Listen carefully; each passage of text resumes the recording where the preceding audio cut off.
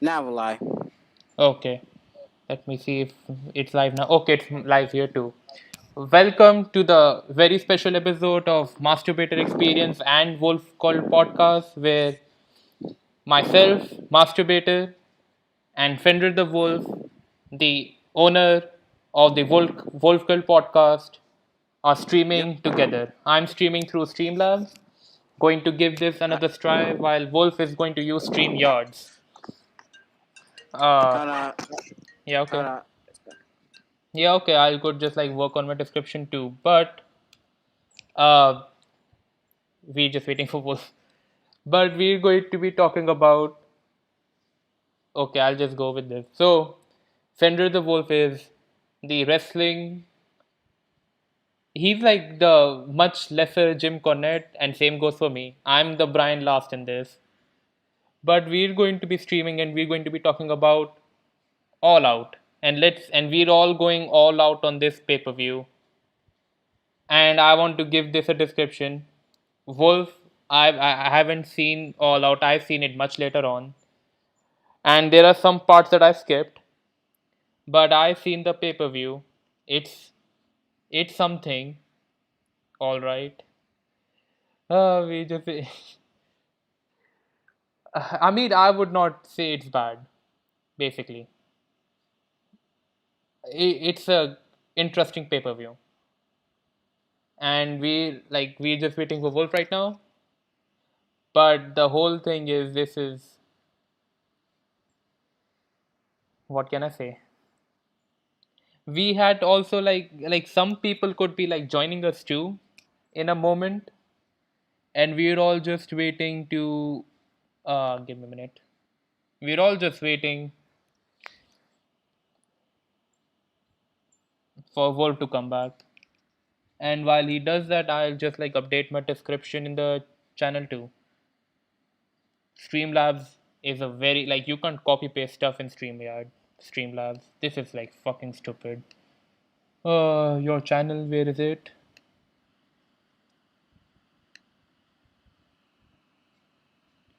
um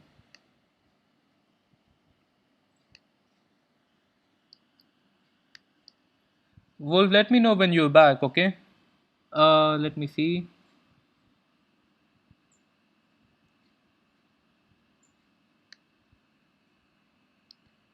So I can't talk about Streamlabs right now, but like I'll say some things while we're waiting for Wolf. So this pay-per-view marks the return in wrestling of CM Punk because we haven't seen CM Punk wrestle for 7 years. Let me know people if you let me know if you can hear me, people.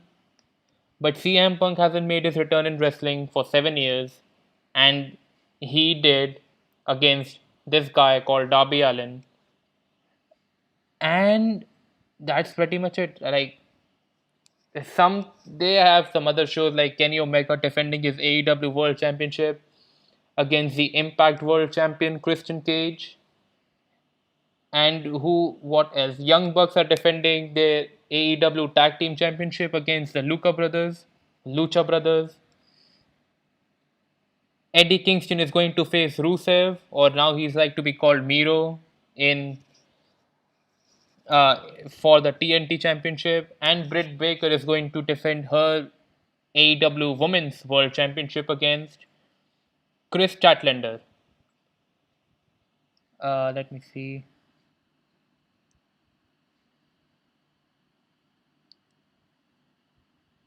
Oh, of course, here it is. But and like so basic, and I'll go with this too. So the my major problem with AEW is, and that's like one of the reasons I don't. I used to like write on the pay-per-views these days, but like after they had their full gear, like after the full gear pay-per-view, I just didn't feel like doing it because I've lost faith. Like they had, what do you call it?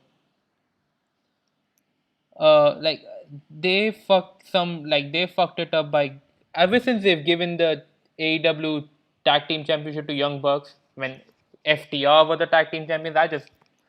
Didn't want to. I didn't bother watching.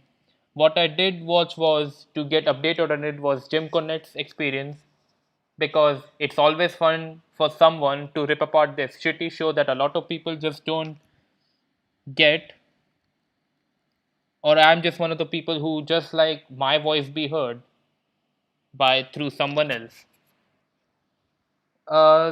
But that's the thing.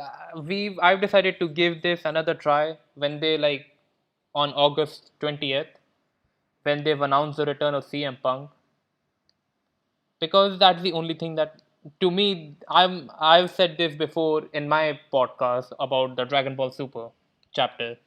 I've given like 5 minutes on the CM Punk thing. I am a huge CM Punk fan, and to me, him being back means something to me. As phony as this sounds, so I decided to give this another try. And then I heard about Daniel Bryan joining and Adam Cole possibly joining and a whole bunch of people joining. We're going to get to that much later after the pay per view. After we've done talking about the pay per view, but I want to be. I want to like because CM Punk's there now. I gotta watch this because I like now I gotta watch this.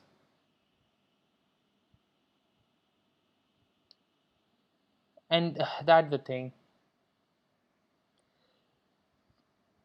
Um, I want to believe in CM Punk, and like these days, what you're seeing in AEW, I want to believe in a whole bunch of stuff. Like now, I'm kind of, and I'll say this much later on, and I'll explain why. Now, I'm kind of rooting for AEW. Wolf, you're back. Uh, I've pinged everyone in my Discord, and those who are watching my Discord, can you like let me know if you can hear me? Let me see. Just give me a minute. Wolf, you back?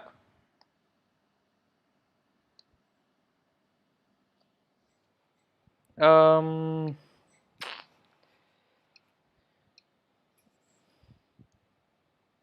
Let me see.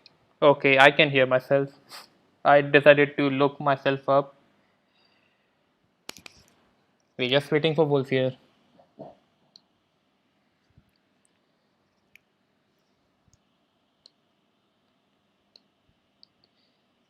Um.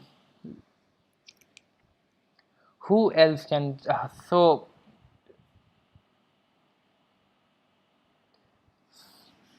Oh shit! It's about to be 9 minutes and Wolf's not back. Um. Besides that, like, and we're all. What do you say?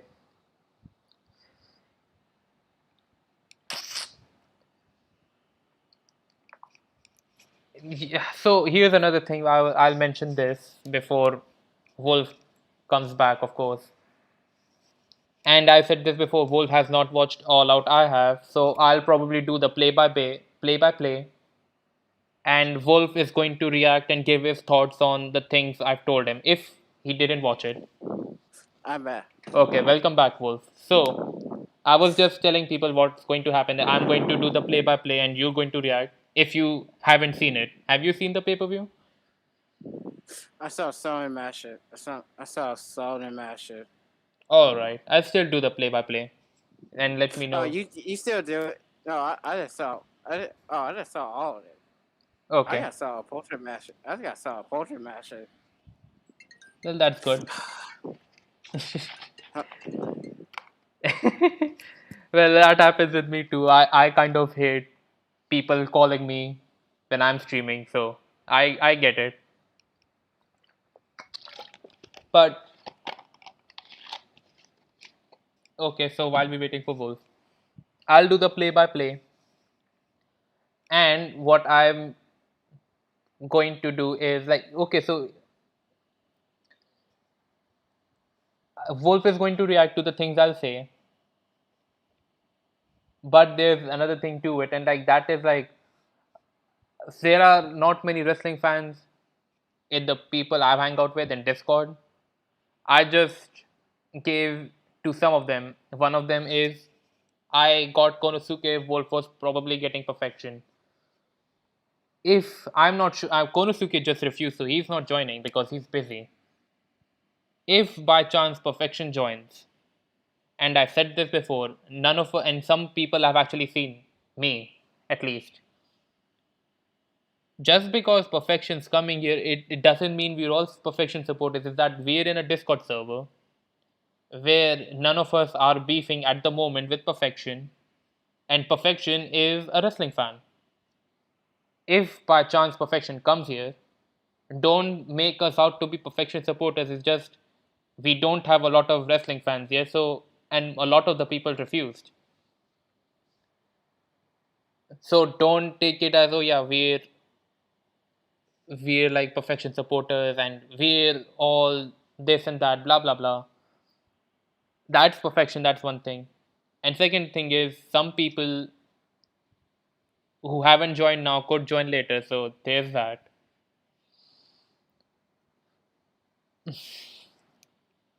So and I guess that's pretty much what I want people to know, just in case, in advance. And maybe we'll get a cloud from perfection, but I very much doubt he's going to show up. And I doubt we're going to get a cloud from Konosuke because he just refused. But let's say if both of them comes here in the future at any moment, we are not here to talk about drama. We're not here to talk about shit. We have other places where we can, like, you can just look at Mockulous's videos. Mockulous has Mockulous does this, and you pretty much hear what goes on in the Discord server. But we are going to make this drama free because at the end of the day, we are not going to detract from the topic and talk about fucking Coffee Bean or whoever. We're going to talk about wrestling. So if you have any further stances on the drama going on, just keep that. If you're coming here, just keep that out of the way. Just we are here to talk about wrestling. Let's just talk. Let's just keep it to wrestling.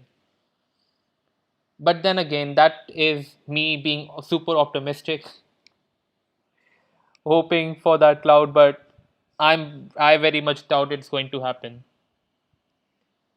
I think as of right now, it's just me and Wolf. Currently, me for the most part. Hey. Yeah. So before we start, right? And I'll say this. I'm usually I start off with a joke, but that kind of messed up. I'll say this. I wasn't planning on joking in the first place. I'll say this. And normally I don't like to bring up our drama, a personal drama, in a public, right? Like YouTube, Twitter, whatever. I hate that. It's like thing between me and someone. I just don't want to. It's nobody else's business but ours. Yeah. I don't like to bring it, but I'll just make an exception and just hear me out. And I'll let other people know. There's a reason I won't be coming too much in Wolf Cult podcast because me and Wolf had our issues. I mean, we're cool now. We're not beefing right now, and Yeah. we're cool. We'll chill, but it's not the same thing. If you get me, like we had our issues, and at least for me, it's going to take some time to move past that, right? So we're not the same anymore, Yeah. and this would like also goes with like the criticism Wolf Cult podcast does, and I brought this up too. And like some people say that Wolf doesn't like Wolf, and I will not blame this on Wolf. Wolf has a speech impediment, and he can't help it. I mean, it takes a lot of courage for someone who has a speech impediment to do those streams. Wolf has a speech impediment and he can't help it. I'm the one who does the most talking. And I said this to Wolf when we were arguing. I said, you can't do a fucking stream without me. And that's a sentiment felt by a lot of people. Not because I'm special and I'm this needed puzzle. It's that I'm available, right? If Zan comes here and takes my place, he can do the stream. He can talk for the most part. And Wolf friends with Shame. I've seen Shame stream. He can talk for the most part. If Wolf gets any one of them, I won't be needed. But they are not available and I am. So there's that. But I was going to say this. For all the shit Wolf Cult podcast get, and it got from me too, because I said you can't stream without me. There's one that's me cherry picking, and there's like another part to it. And this is coming from my heart. This is me being genuine. If you want to believe me or not, Wolf, it's up to you. Um, and like here's the thing. I've been in some streams. I've been on Xandiel stream.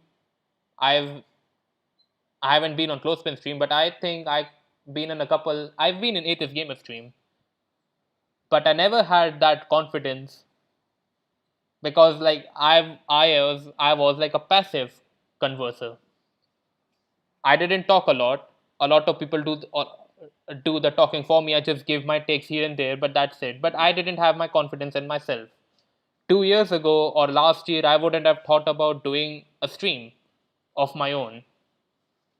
And Wolf, because we wanted to fucking talk about One Dragon when we were having beef. Wolf and I know Wolf can stream, so Wolf decided to do these podcasts. So without rambling and going off on a tangent, to come to a point is that Wolf allowed me to be here and be the one to do the talking. Wolf talks too, but he gave me a chance. And because of the Wolf Cult podcast, I found out how doing these podcasts, even if they're not truly podcasts, we just people talking, right?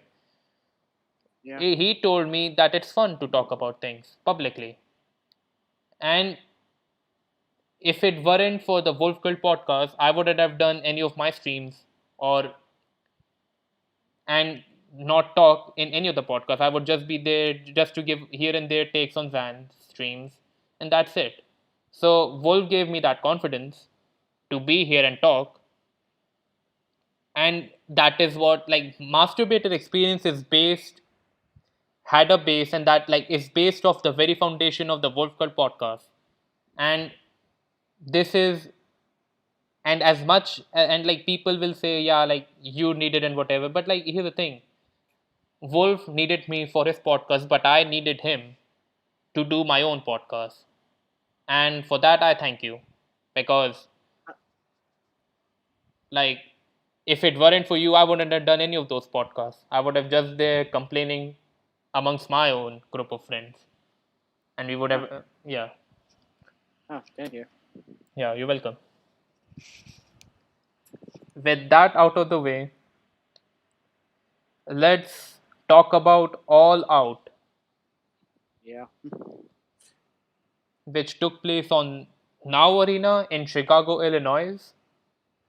CM Punk Hotel? Yeah, yeah, CM Punk hometown. And Colt Cabana's hometown, if anyone even knows who Colt Cabana. Yeah, they're both from the same place. I think they're both friends. Not anymore. Oh, oh yeah, oh yeah. What's CM Punk did? What CM Punk did to him? Well, it was like an on and off thing. Basically, they had a WWE person.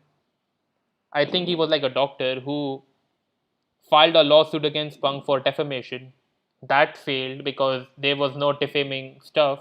Because for defamation to take place, you would have to have your life be ruined, right? It's like your public image be ruined. CM Punk didn't mention that guy by name, and that doctor pretty much did it himself. So that failed, but apparently, what we found out is that CM Punk is supposed to give Colt Cabana some money. Wait, what? Yeah. He was supposed to give him some money, and that's what started their issue. They're in the same building, so I highly doubt they would have their issues anymore. But who knows? I guess. But it started from Colt Cabana like saying that CM Punk owed him some money. That's true. That's true. Or he made or Brian made that up.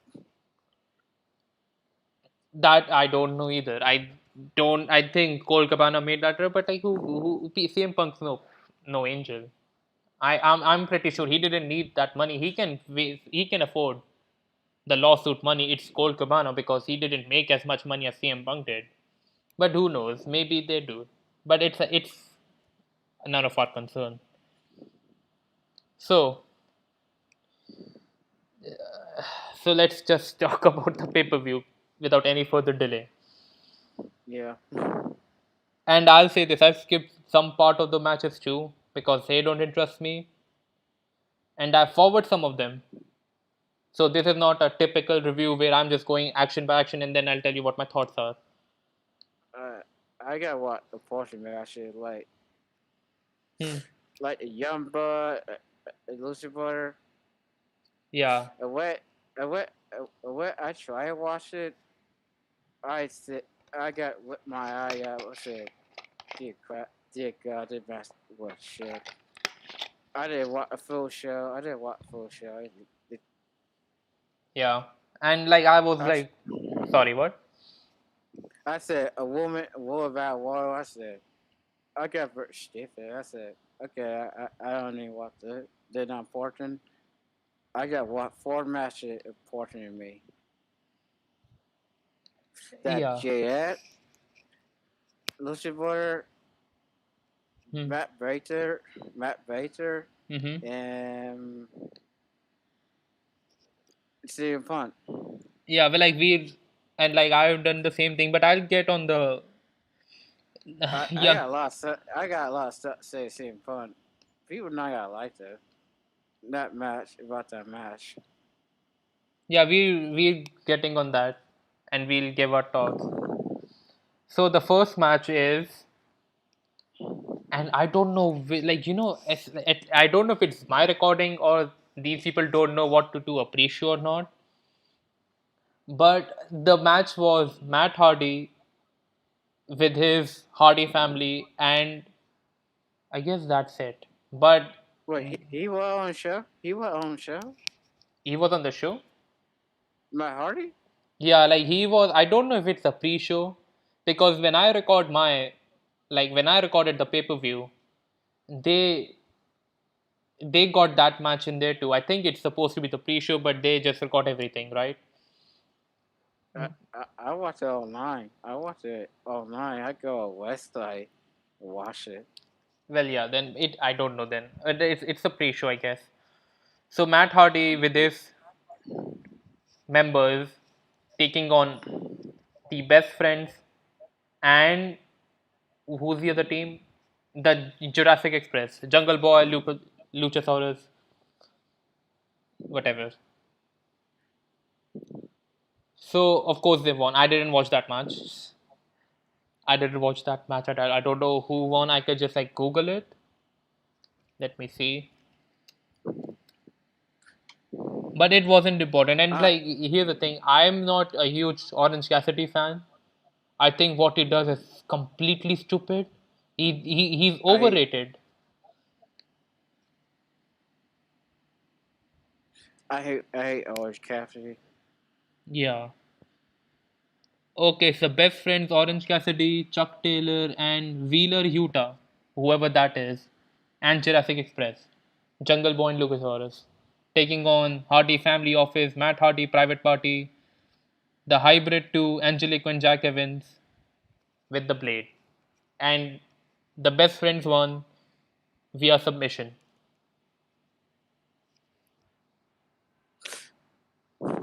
That's the match that happened. We didn't watch it.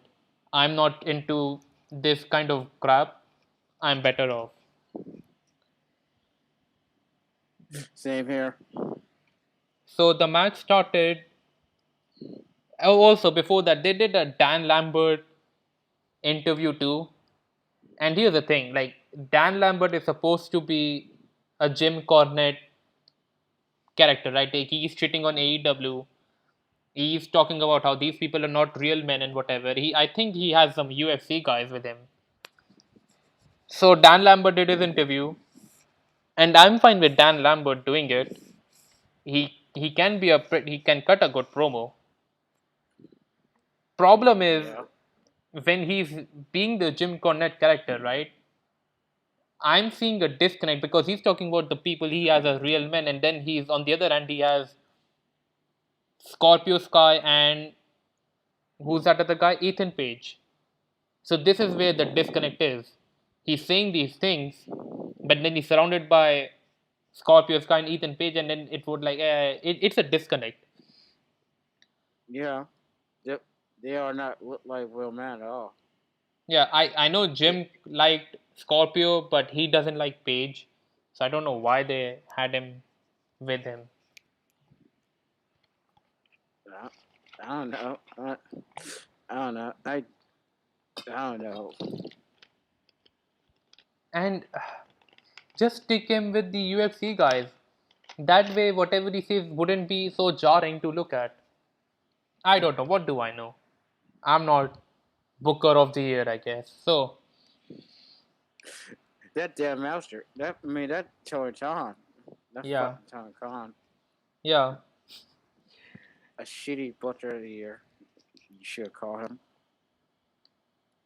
Anyway, so the first match started between Eddie Kingston and Miro, or as Rusev. I did watch that match. I did watch that match. Same. Uh, that match was decent. Yeah. That match was decent. It was decent. It was built around Rusev's neck. I'll call him Rusev. That's how I know him. It's built around Rusev's neck, but they also built it around Eddie Kingston back too. But like the whole thing, the whole point of the rivalry was Eddie Kingston saw a chink in Rusev's armor, and that is why he's so susceptible to DDT and any neck-based moves that hurt the neck. That was the whole story around that, which played well. Eddie Kingston may not be the best worker, but he certainly can make you believe he's a good worker. He's probably Yeah. better than most guys in AEW. He can cut a really good promo. Rusev, it's a bit too late for me to get into him, but he can be a good wrestler too. He can be that. What do you call it? Who's that guy? Doctor Death, Steve William kind of guy. He has the muscle mass. He looks like a gigantic freak. He's Yeah. big, and in a locker room surrounded by like guys like Darby Allin, no shots at him. He really looks like a monster. Yeah. So, but he was shown to be an unbeatable guy unless you hit him in the neck. And they had like this near fall thing where Eddie Kingston like did his like what backhanded fist on his neck, and he was like vulnerable. He was like rocked, he rocked, and then he hit him with the DDT. And imagine a DDT move used as a great near fall for a wrestling match. Yeah. And you've seen sunset pile drivers and what do you call it? What Um. different kinds of pile drivers and Kenny Omega's one winged angel. Dreaded power driver. Dreaded super. Check. Dragon Got to suplex. call him. Yeah, But Dreaded super. these days DDT is not a like DDT looks devastating, but for some reason it's not treated as a The devastating finisher. finisher. Yeah, Yeah, a lot of old watcher got picked off of that. Pete with UDT, like Senator. yeah. But it was a good match. I didn't like the part where they were like fighting outside the crowd, but it and there was some sloppiness. But I can understand. They built a story around the neck and they played it to perfection. I was kind of rooting for Eddie Kingston, But he was a great underdog. Rusev's good, although it's a bit too late for that for me. And that's Rusev redeemed Eddie Kingston's nuts because that was like Eddie Kingston's T should redeem these nuts. So Rusev's like, yeah, I'll just do it. So he kicked him in the Yeah, nuts while referee wasn't looking and beat him with a super kick.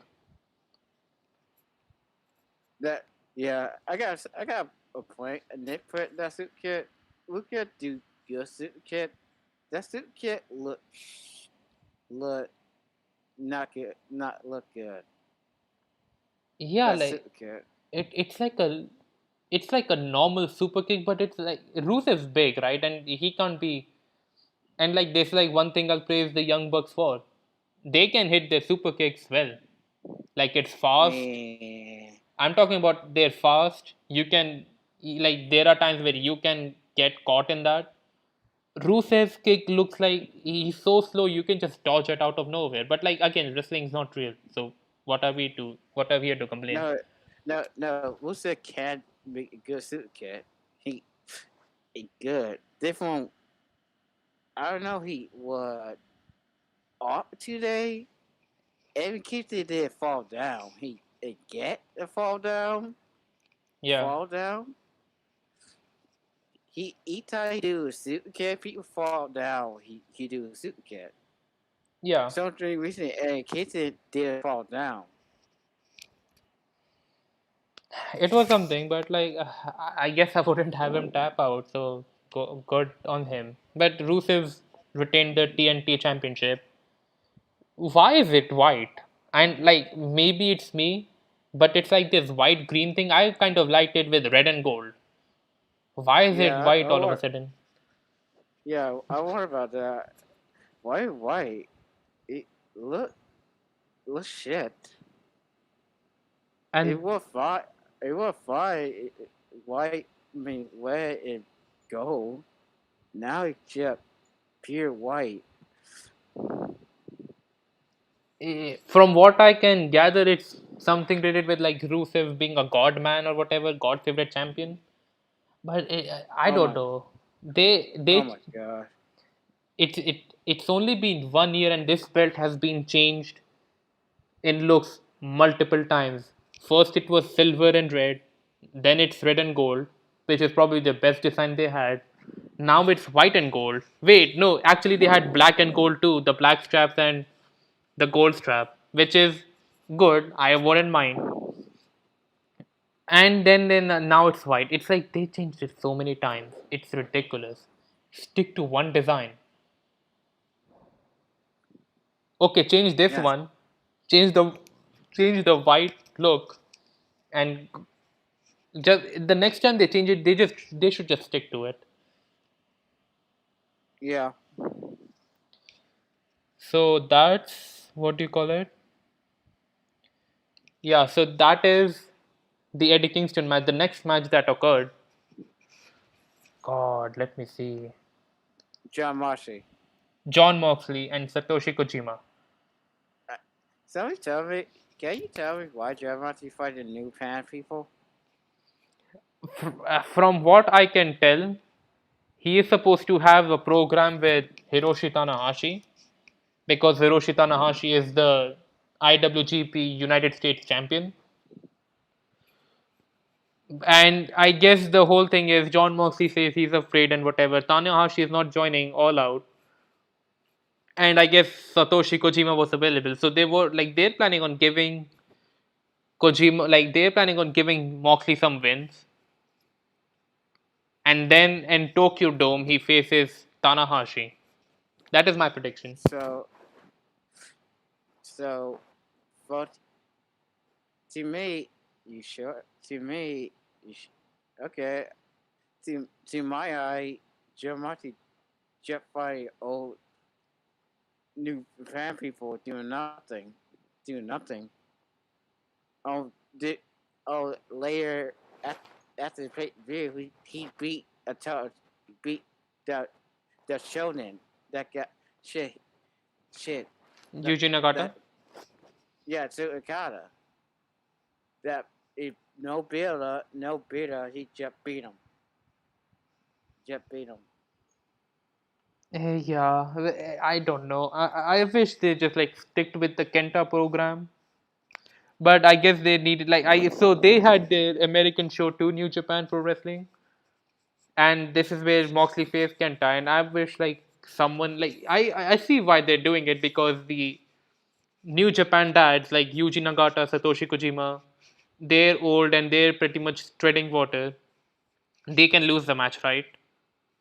John Moxley, like they probably won't give you Tomohiro Ishii just to fight for no random reason and to show up to lose basically. So I see the decision why they're doing it. They just want to give Moxley some wins. But the but but it may say he had a pay per view with the old Yeah, Western. a pay per view. They could, and that's what I'm saying. Like John Moxley wanting to get some win, and they needed to put this in a pay per view. But even that aside, Uh, and told y'all to show up, beat the shit out of Moxley. Then at net week, John Moxley got he went back. He got the mention back. Beat shit out of that guy. Shit. I know that actor. He named Howard now. hmm, Well, I, I thought that actor bite head. yeah, I guess Satoshi Kojima is like that brawler guy too, like Nagata is. But like, so to get to the match, Wait. Jeff Moxley beat him at the later episode. That debut, he debuted the Wester EW meant nothing. yeah, we're getting to that. But like, I was going to say just for the match itself, then we'll go after the segment that occurred afterwards. So Uh, it okay. was not a bad match, but right after you've seen Eddie Kingston and Rusev, you don't want to see. It's the same. Have you noticed? Both of them are kind of like the same matches. They both Yeah. are the slug it out, beating each other to a pulp kind of match. And when you've already seen that match right before this one, Yeah, that was stiffer. That's it. I stiffer that. I know. I don't know. I want to know who win. I yeah. So stiffer. I gave this match a chance because like I don't hate John Moxley as much, but I don't I he I don't hate Moxley. He's one of my favorite wrestlers. Just this match alone, just tell me it nothing about the table. No disrespect of Moxley. It Matt the same. I weigh what the same Matt. A first Matt it the same. Did Matt gotta be the same? What the point I watch it? yeah, exactly. And that is like the thing. Like it's the same match. I skipped it a bit, but like like I've seen Jim. And here's the thing: none of I don't watch Jim Cornette's segment videos. I watch the whole experience. Right when he does a entire review, I don't watch the segment part of it which he uploads before. I watch the whole thing once it comes out. So I haven't watched any of his reviews on All Out. But before that, like Jim Cornette has made this. He always makes fun of John Moxley. Call him like he looks like a plumber, right? Yeah, And I didn't get that because I haven't looked at John Moxley these days. I've looked at him, and he's not kidding. I liked his yeah, look much better last year. Now he looks like fucking uncle, like with the yeah, whole. yeah. I look at him. Said he lost your muscle. He lost your muscle. I looked closely. I saw it. He lost his muscle. I said, "Holy shit!" Lost his muscles, losing his hairline. He's gone like he had a tan before. Now it's just white. And then you see the body hair and it doesn't look good. Yeah, It's weird. But I guess I get the whole plumbing thing. Give me a minute. You can tell your thoughts. Yeah, he Giamatti, he did have like set one and he gained weight. Did not mean fat. Did not mean body shaming. I'm not body shaming him. I'm just like he had a badass look last year. Now he looks like a random middle-aged man. Yeah, yeah, yeah. I thought he old. I thought he cut up for him. I remember said, "Wait, Giamatti dirty. Giamatti dirty. He can't be. Oh yeah, Yeah, that's it's weird.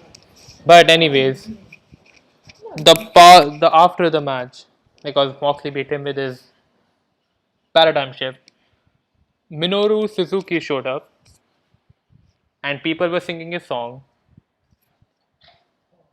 Like it's good. Like he came here, looked like a monster, laughing like a crazy man, or whatever. But then they're beating each other up. Have you noticed like it's the same thing from Tokyo Dome? Moxley yeah, beat Juice Robinson, then he showed up to beat him, gave him the gauge pile driver, and left. This one yep, went longer. yep, And as you said, like they brought him in the pay per view, and instead of like ending this at a pay per view, they had to have their match on Wednesday, yeah. which was weird. No build up. No build up. No build up. Just shit. Make that debut mean nothing. Just shit. Like yeah, like there was no build up. There is nothing. They didn't even bother introducing Suzuki and give him some win. They had him show up in the pay per view, have him beat up Moxley, and then have him be beaten. Oh, this is not really a review of the AEW Dynamite, but we are just talking about in conjunction what happened. And I get it's Moxley's paper, like it's Moxley's own town, but couldn't they have just like waited till the end, like pay per view, or could they didn't they have just like Moxley face someone else and then have him face Suzuki in the pay per view? Why? What's the point of introducing him here and then have him lose? And he's not going to appear anymore because he lost. Why is he going to continue fighting him anymore? But what's the point? Exactly. Exactly. Exactly. What boy? The guy I beat shit up beat me. Like it's as Jim Cornette said, you have this guy like it's like you have him appear in the pay per view and then end it on a free TV, which is completely backwards booking. Don't didn't get that at all. I get it. Is that the like it like you debut a person, but you gotta have him a little, little. The pay per view and then end it on a sorry, yeah, like yeah, but okay, so that's that out of the way. I think the next match is Britt Baker Uh, and Chris Statlander, and I liked that match for the most part. I didn't look at Chris Statlander like I saw her. She didn't impress me as much, but I don't know that the I, alien from an outer space takes me out, and now she's with the wait, best that her friends. given? Yeah, That her given? yeah, she's I from just the saw. I just saw a polar passion though too. No, the polar passion tell me her giving it an alien. yeah, she's from the Andromeda galaxy. She's an alien from outer space, and she's with the best friends. That explains why Orange Cassidy is with her. I don't know if they're boyfriend or girlfriend. I'm not sure, but There, she's with the best friends, Okay. and so I like that match. Chris Statlander is good if she has someone leading her through. Britt Baker works well as the heel character, Yeah. but they have to turn her babyface because she's over. Like people cheer for her, right? She's like the most over wrestler they have, besides the one they got like Punk and Cole and Bryan. Yeah. A woman, not yeah. The a woman vision it garbage there. It's still garbage. Yeah, but just turn her a babyface. But regardless of that, she's she had a good match with Chris Statlander, and this is where I kind of didn't like that, and you'll agree with me here if you haven't seen it, or if you have seen it. So Britt Baker hit her with a curb storm outside, and there was like a whole thing of Orange Cassidy yelling and telling her to get back to the ring, which got a huge pop. And I guess this is like the first time Orange Cassidy ever shouted at someone, and he still looked like he shouted, but he still looked like he's sleeping. Like he's supposed to be all energetic and motivated, but he still didn't look energetic and motivated to me. But that got a huge pop. Chris Same Chatlander here. went up, went back up. Britt Baker beat her with some more, and this is where it annoyed me. And this is a problem with the AEW's match. It's too many kickouts, and I'll use this here. Yeah. Britt Baker hit Chris Chatlander with a Canadian Destroyer or the Panama Sunrise, Pittsburgh Sunrise. That is Adam Cole's move. And since they're both boyfriends and girlfriend, that she used that as a move, got a 2 count. She hit Chris Statlander with a curb storm, got a 2 count, and then she she applied her lockjaw, and Chris Statlander passed out. And that's like, why can't they just what do you call it? Why can't they just Kind of no match. No kit. No kit out. no, not even that. You hit her with a sunset pile driver, then you hit her with a curb storm. Have the match end here, or have the sunset pile driver 2 count and then apply the lockjaw. What's with three things at once? What's like she hits these curb storms as like most of the time Britt Baker hits a curb storm and they look like it's a finisher besides the submission, and she never ends the match with it. And that's like, just have her just beat Chris Chandler with a pinfall. Custom. Yeah, curb storm. It still Yeah. protects her. Yeah. I don't see a lot of people get out of custom in a what business. Yeah, it looks devastating. Chris Chatlander, although she's no Seth Rollins, can still hit a pretty decent looking curb storm. Have her beat, and like a lot of people seem to think like having her pass out is less humiliating. Well, having someone down for a 3 count is less humiliating than someone tapping out. And Chris Chandler didn't tap out, so I get that they're trying to protect her. But if you have her beaten with a curb storm, just end the match there. Or don't hit the curb storm, just hit a fucking, like, just apply your lockjaw and then have her pass out. What's the point of these three different things going at once? And that's where I'm like, this match is not as good as it should be. Yeah. They had the most over person. Chris Chatlander is, she's complicated, and I'll tell you why. She has those flashy looking moves, and she has like a pretty devastating finish with the tombstone pile driver. If you play her in a game, she is good, right? But there's something off about her. Like she can hit those flashy looking moves, and she just couldn't wrestle. It's like have you can have those great moves, but then you also need to know how to work. And Chris Yeah, Statlander just doesn't work. yeah. I see a lot of match. I see her. See, in I watching the match. I see her make last day. Yeah, but that's the thing. I don't get it at all. I don't know why three moves needed to happen for this woman to lose.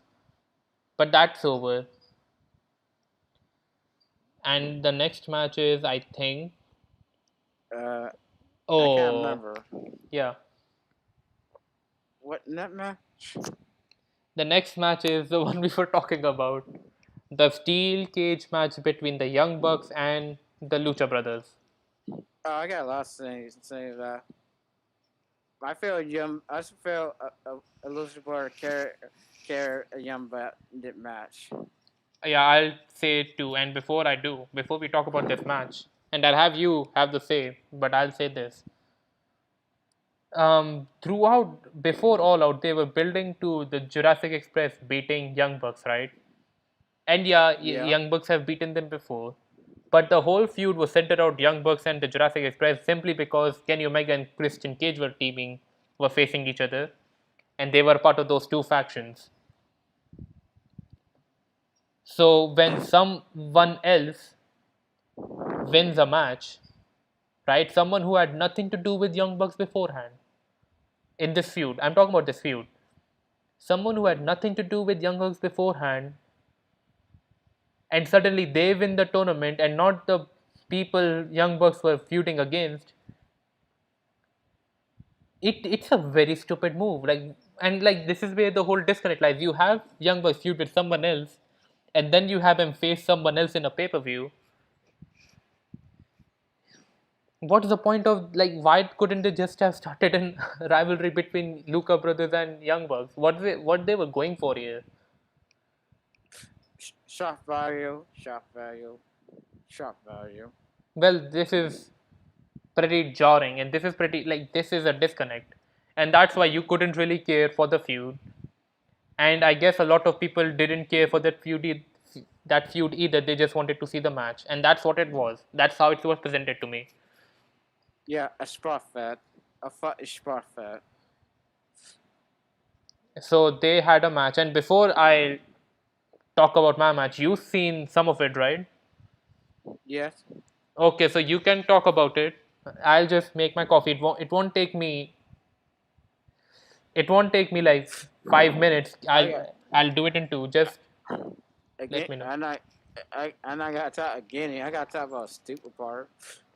Young but Okay, so then I'll say this too. I skipped, here's the thing, and that I'll tell you why. I've again part. I can't remember. Because that's the thing, you can't. And I was going to say that they were having this spot fest kind of match. I'm not really into Young Bucks, and if you see one match, you've seen them all, right? So I Yep. skipped for the most part until the stupid part that happened. But then you can bring this up to speed. I was just going to say that. Okay, take it away, A Wolf. dumb a dumb a dumb. Uh, I saw one. I saw one stupid part. When a young bud pull a dumb tat out of shoot out of a bad, make dumb out of bad pulling shoe. Super Kid one feed Pentagon me no try Super Kid feed it to Pentagon. Pentagon blocked it. Dude, yet super fun.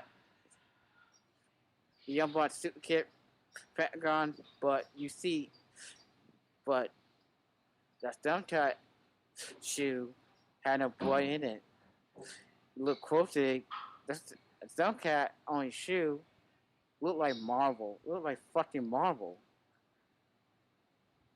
Look like fucking marble. It look like not look like dumb tat. It don't like blood and shit.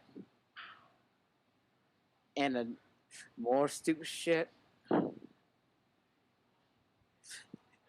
on the Young Bucks. Shit. Shit. Oh yeah. You can continue. And Sorry. I thought you were like stopping, and I said you can continue. It would like take me 2 minutes, and you can take it away.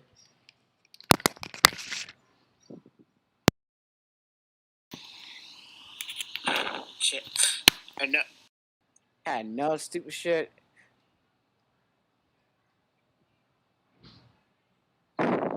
Apart the dumb tap and dumb tap.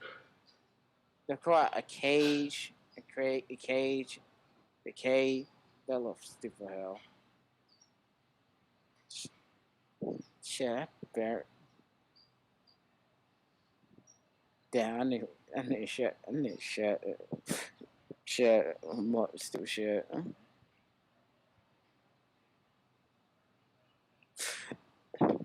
Had a lot of fucking dish shot in that match.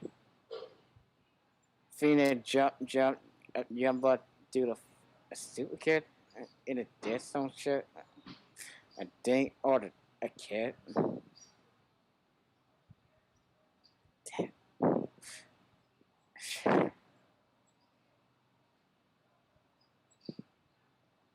And I think he has stone tap, power driver. I could be wrong.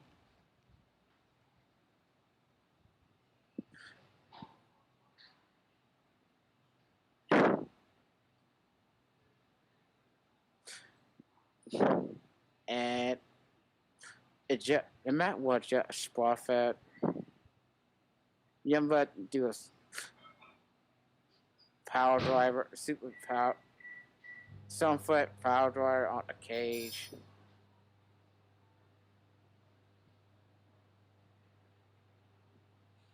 Shit. Let me share. Let me share. Let me share. It would only take me a minute. You can continue.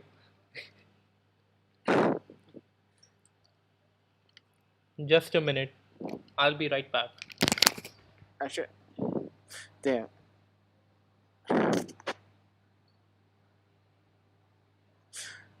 Ah.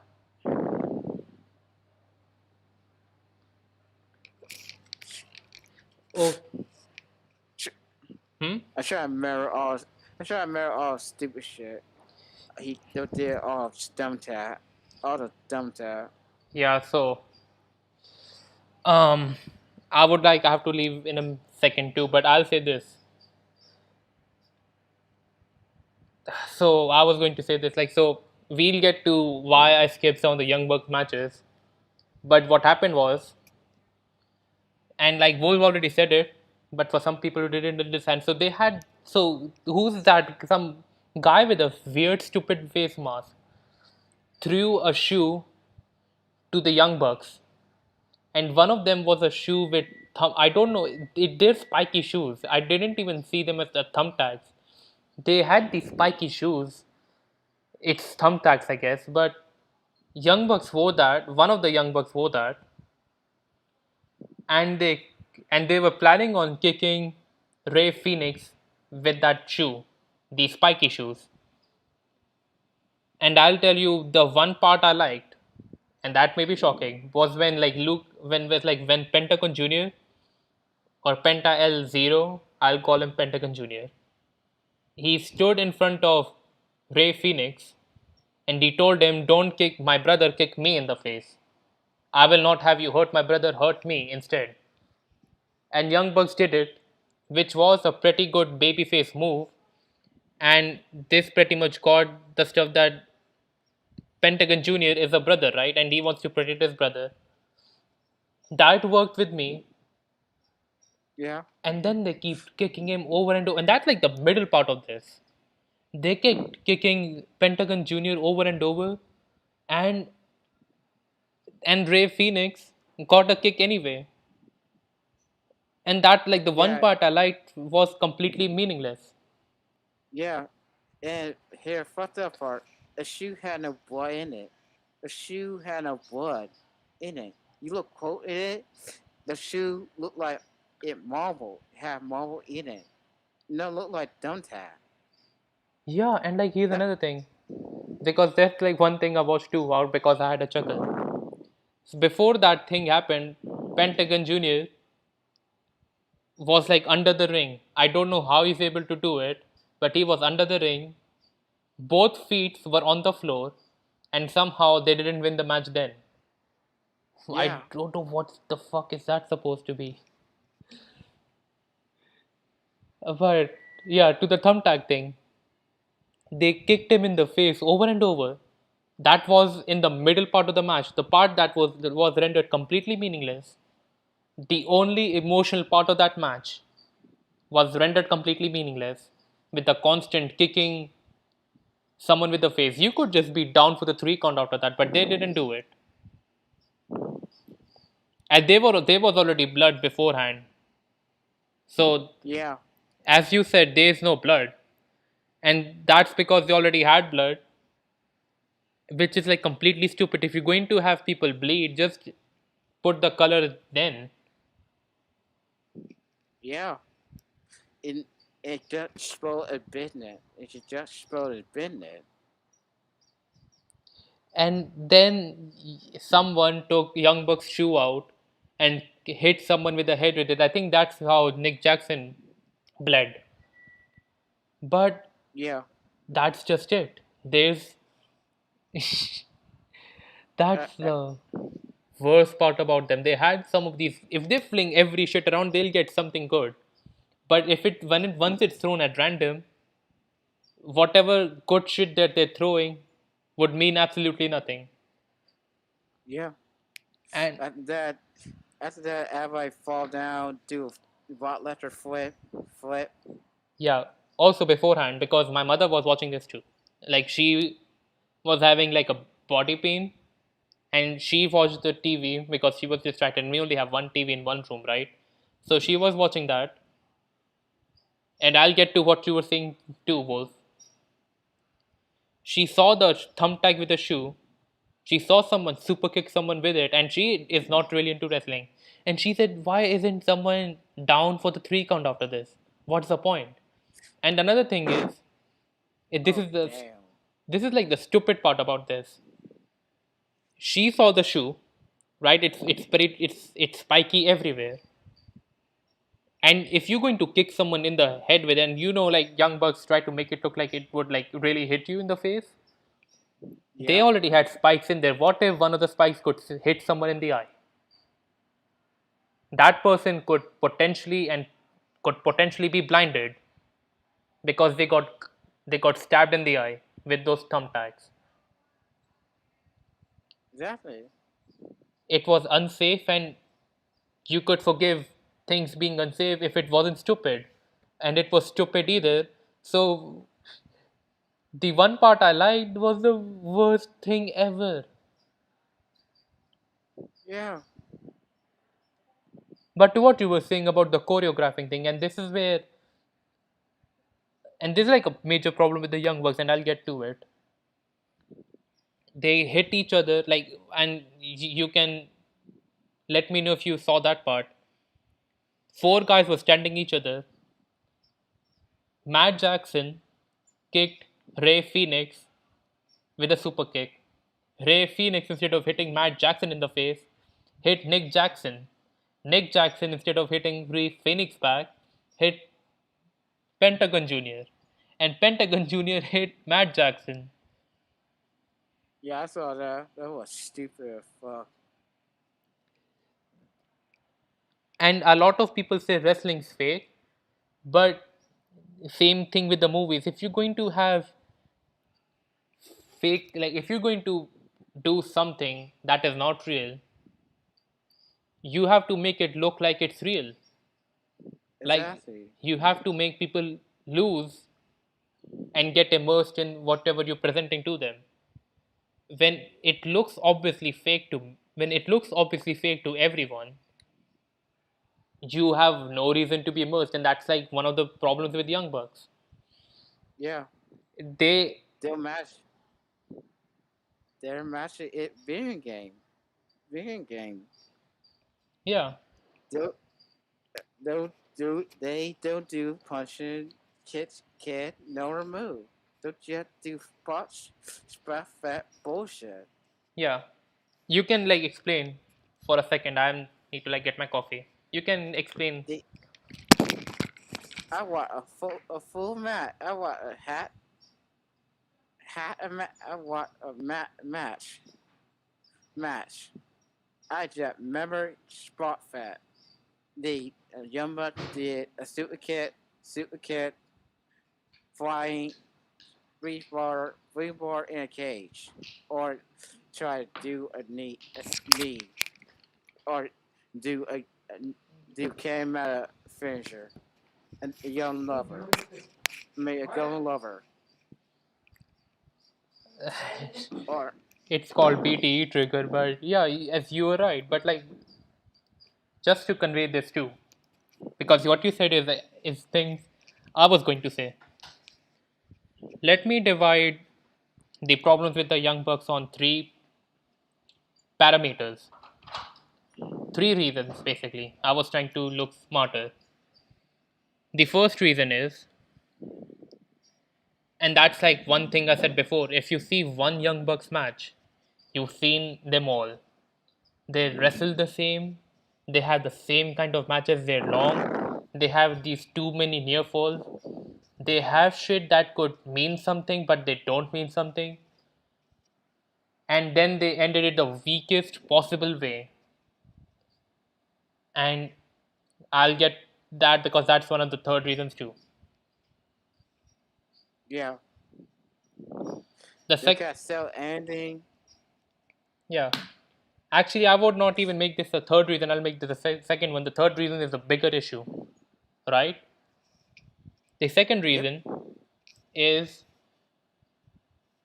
they have pretty good moves that could end someone. The super kick can be seen as a finisher, and they hit like two super kicks at each other. They even like there was a point in time where they were hitting 10 super kicks. That was a finisher. That worked, I guess. But the bigger issue right now with them that I'm starting to see, and that is a part of their new finisher that they have. They hit you with a tombstone pile driver. That could be seen as a finish. It wasn't a finish. They hit you with a 450 splash followed by a moonsault. That's not the finish. They hit you with 10 super kicks consecutively. That's not the finish. And the one we just brought up, the spiky shoe that they had, the thumbtack shoes that they had, they hit someone in the head so many times with it. It didn't mean anything. It's not the finish. And they got a new finisher, a mission finisher. The BTE That trigger. yeah, That's the finisher. And the finisher is both of them hold someone's arm. They say BTE trigger and they hit someone with the knee, which doesn't even like, not only does it look like they're actually hitting, it looks like they're just touching the head. The other issue is it's not even connecting. It looks weak. It yeah, doesn't look even weak. it doesn't even look like a knee that could like really hit you. Something that would hurt. It looks like it's just touching you. And when you've Yeah, seen 10 super kicks consecutively, when you've seen tombstone pile drivers, and when you've seen a 450 splash followed by a moonsault, that is like the weakest looking thing they could come up with. That's like the one thing people should kick out of. And that's the finisher. yeah, that good finisher. That have a think that have a like. And I get what young bucks are going for. They're saying, why should I be known for 1 minute and I can like make anyone my move, right? So you like at least it conveys the sense that they can beat you with anything. But it doesn't work with them. If someone like Daniel Bryan, right, if he hits you with a knee, he also has a submission. He has like two variations of submission, one the heel hook, the other a label lock, and the third one, the cattle mutilation. He could beat you with anything, and it looks good, and Yeah, it goes with his submission specialist kind of thing. If Dean Malenko beats you with anything, he's known as a man with thousand souls. He can beat you with anything, and he looks convincing. yeah, Young Bucks had a pretty good finisher that they're known for, the Meltzer driver. That is their best finisher yet, and trying to diverge from that just doesn't work, because that is their finisher. That is supposed to be some, like Kenny Omega has one finisher, the One Winged Angel, right? And he put it over in a way where not everyone can kick out of it. The only person who did is yeah, Kota Ibushi. yeah. Why can't they just go with that? Like, don't have anyone kick out of the Meltzer driver, and you're golden. You don't have Yeah, anything, you go there. but they want to do these things. It doesn't look good. The BTE trigger is by far the worst finisher I've ever seen. Not because it looks good on paper, but the way they execute it is stupid.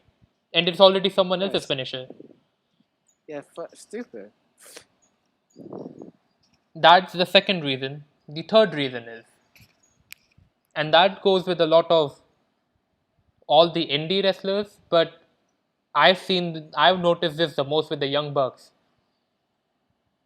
And I'll even like, so this like the thing that it's like the problem with Chris Standard. If you play these people in a video game, they're good, but them as wrestlers, that doesn't work, and I'll tell you why. The So basically, and I'll go way back, and I'll go to the 80s when Dynamite Kid and Tiger Mask faced each other. And the one thing they're most known for, their like opening segments where they're moving too fast, and it was like talked about how they had when they used to like sell videotapes, right? When they tried to Yeah, slow them down on their TVs, the TV breaks because they're just too fast, right? Even if you slow yeah, them down, you still wouldn't be able to understand what's going on. But then you have to slow them even you have to slow them down even further, yep, and then it breaks and it crashes. But that's the thing, it's a first 2 minute or a 1 minute thing that goes on with these two. And not only that, it makes sense because they're both using their agility. They're both using their agility to get out of someone's hold and get out of someone's grasp. yep. That worked because it made sense, it had a point, and it didn't go on for too long.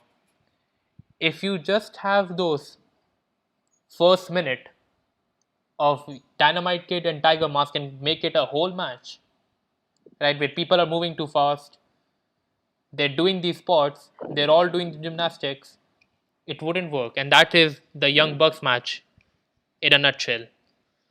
They do these Exactly. things and they do it throughout the entire match.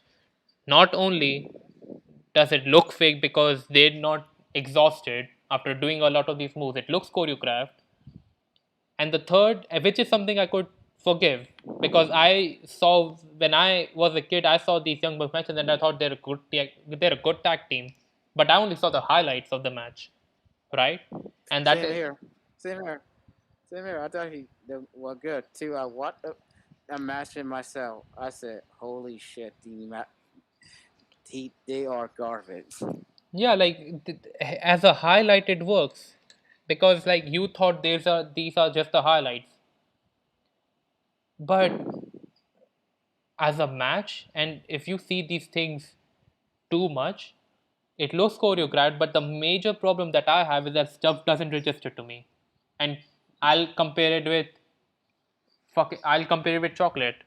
If you eat chocolate every once in a while, it tastes good to you, right? If Yeah, you eat chocolate too much, right, every day yeah, or every minute, you just get sick and tired of eating chocolate. And that yeah, applies with the Young Bucks, man. You've seen one thing, you've seen the same thing over and over again. But it also becomes too much for you. It also becomes past your threshold. If something is not registering, and they just keep going too fast, it's not something you can get into. Like Yeah. the 100 miles an hour, as Jim Cornette used to say, they go 100 miles an hour, and I see what he meant is that it's too far. Things are going too fast. You're not registering what's happening. You're just seeing these four people jumping around, running around, flipping, flip flopping, and whatever, and it doesn't work. And that is why I skip the Young Bucks matches, because you can't register any one of them. You have to fast forward and see where the end is, because and that is not me attacking anyone. If you like Young Bucks matches, good on you. It just doesn't work for me. I want my Yeah. stuff registered. I want to Yeah. take a time to I, process what happened. Sorry, what? I said I am a fan test mission master, like do mission test mission master yum master yum master yum butt master, not for me. I don't like spot master. I don't like them. If they go 100 miles an hour during the first minute, right? Or Yeah. if they pick things up, if they slow down for the most of the match and pick things up during the closing stretch, that works for me. And this is why I'll also bring in FTR in this. And you also brought Kenny Omega, and I'll tell you why Kenny Omega, looking at Kenny Omega, and he's not a great wrestler either. Kenny Omega stuff digests better to me than the Young Buck stuff. But let me get to the FTR thing. FTR have their matches. Not only a lot of those matches look different, they're done on the basis of the tag team rules.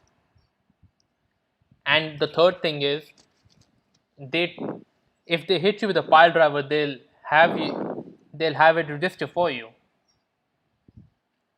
Things will register, things will digest, and you will be able to process them. Then they'll do something else, and then they pick things up during the closing stretches. But it's not too fast and it's not too slow. It's fast at the right amount. Young Bucks go too fast throughout an entire match, and most of their matches last for 22 to 30 minutes straight. And when they're doing the same Yeah. thing over and over, you just don't want to look at, like, you just like taken off. You just out of this match.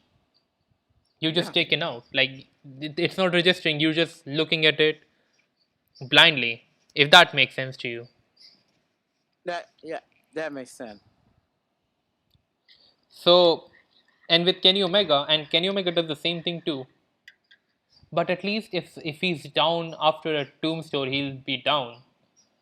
Things will, if even he goes too fast, he has the happy feet thing, but he'll learn when to slow down. I mean, it's not too Yeah. much, but it's like it's compared, like it's not they're not going 100 miles an hour throughout the whole match. And Kenny Omega registers better to me than the Young Bucks match, and that is why looking at his matches, especially when he's working with people who know how to work, is better. Really? Yeah, I'm I not. can watch King Mega Master. I can watch. They kind of work like in Roman Reigns match, when the babyface Roman match, where he does his stuff, then he spams one move, then he hits you with his finisher, and then it's over. But there's a lot of flips in Kenny Omega's matches, and there's no flips in the babyface Roman's matches. But my point still stands. Uh, Okay. Okay. he does the same, but at least it's registered better. They're a I little see you, better, man. but they're like Kenny Omega's overrated in my opinion. I'll get on that. And I'll tell you my problem with Kenny Omega matches too. You know my problem with them with him matches. Yeah, but at least if you put him with someone like Jericho or Christian, he can work. Or Okada too.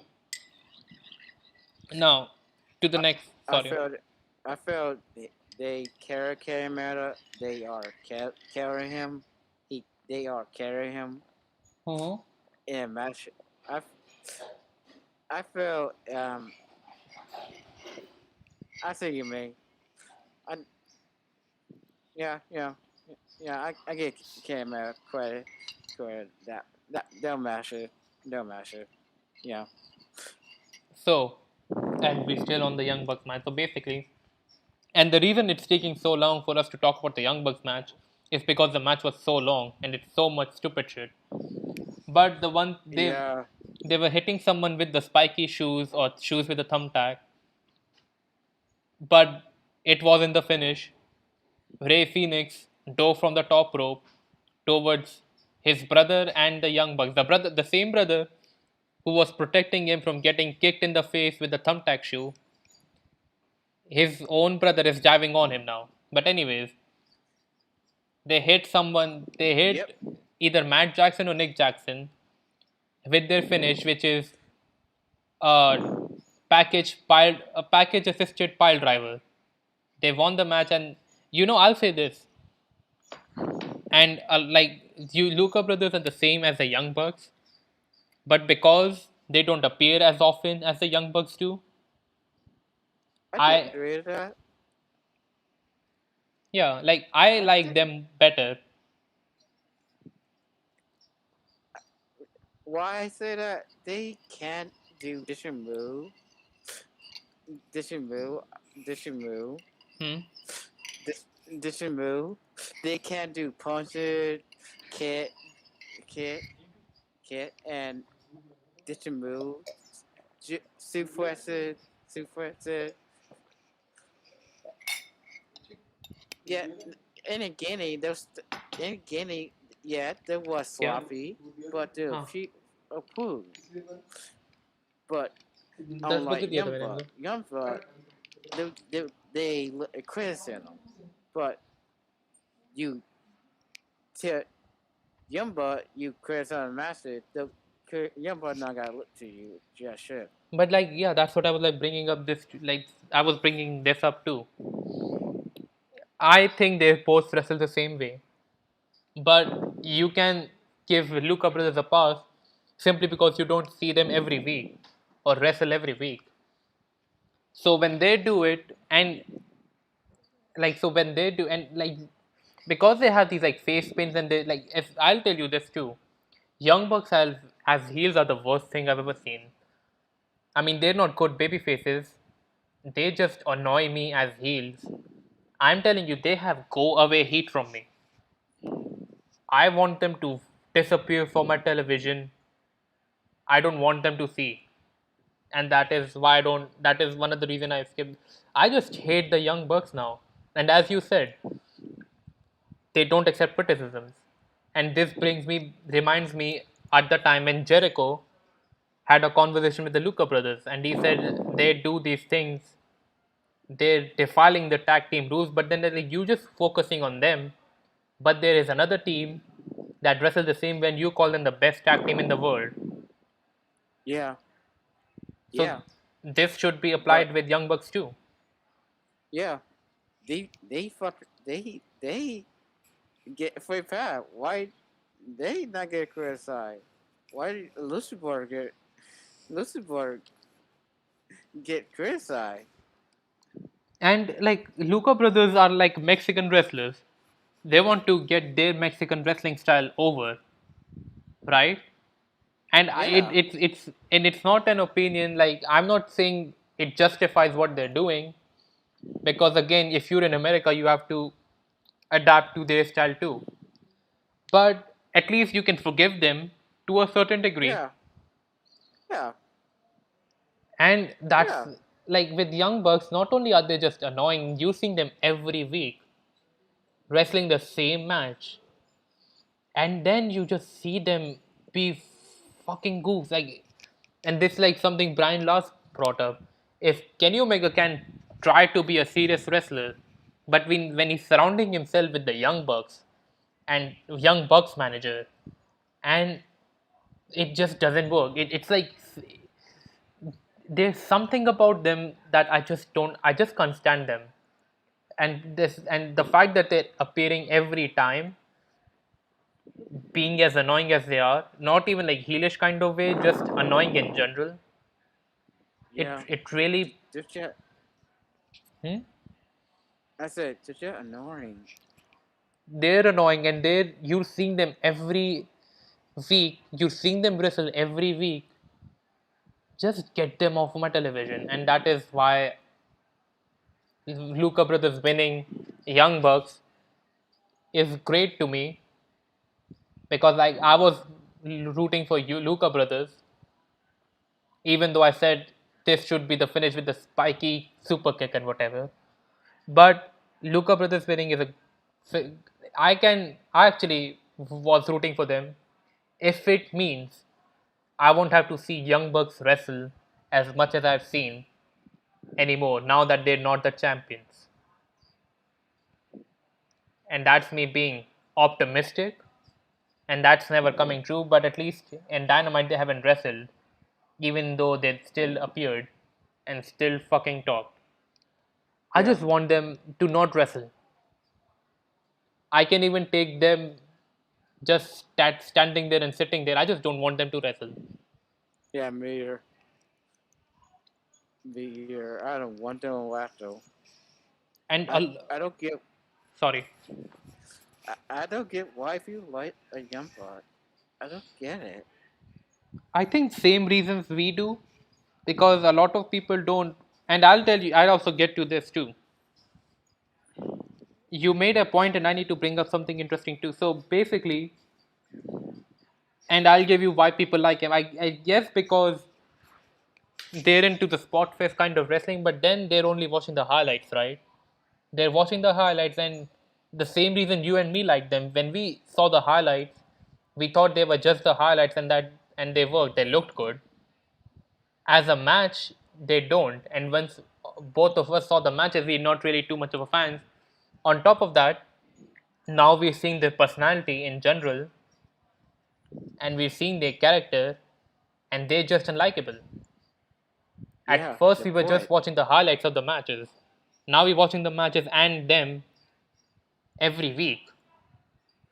So I guess a lot of people don't do it. But then I guess they're into sport fest wrestling. But the second thing is the AEW audience also cannot stand the Young Bucks. I mean, the one time they got genuine heat was when Young Bucks kicked someone, like kicked Pentagon Jr. with a thumbtack shoe. But that's the only time they got legitimate heat. Before that, nobody was rooting for Young Bucks. They were not even chanting for them. If you look at any of the people, they're done. Same reason with Cody. People were booing Cody Rhodes. Now they're doing the same Yeah, thing to Young Bucks because they just can't stand. They just want them gone. yeah, yeah, So the audience is not liking the Young Bucks either. Young Bucks have a go away heat, which goes with someone else that we're going to talk about.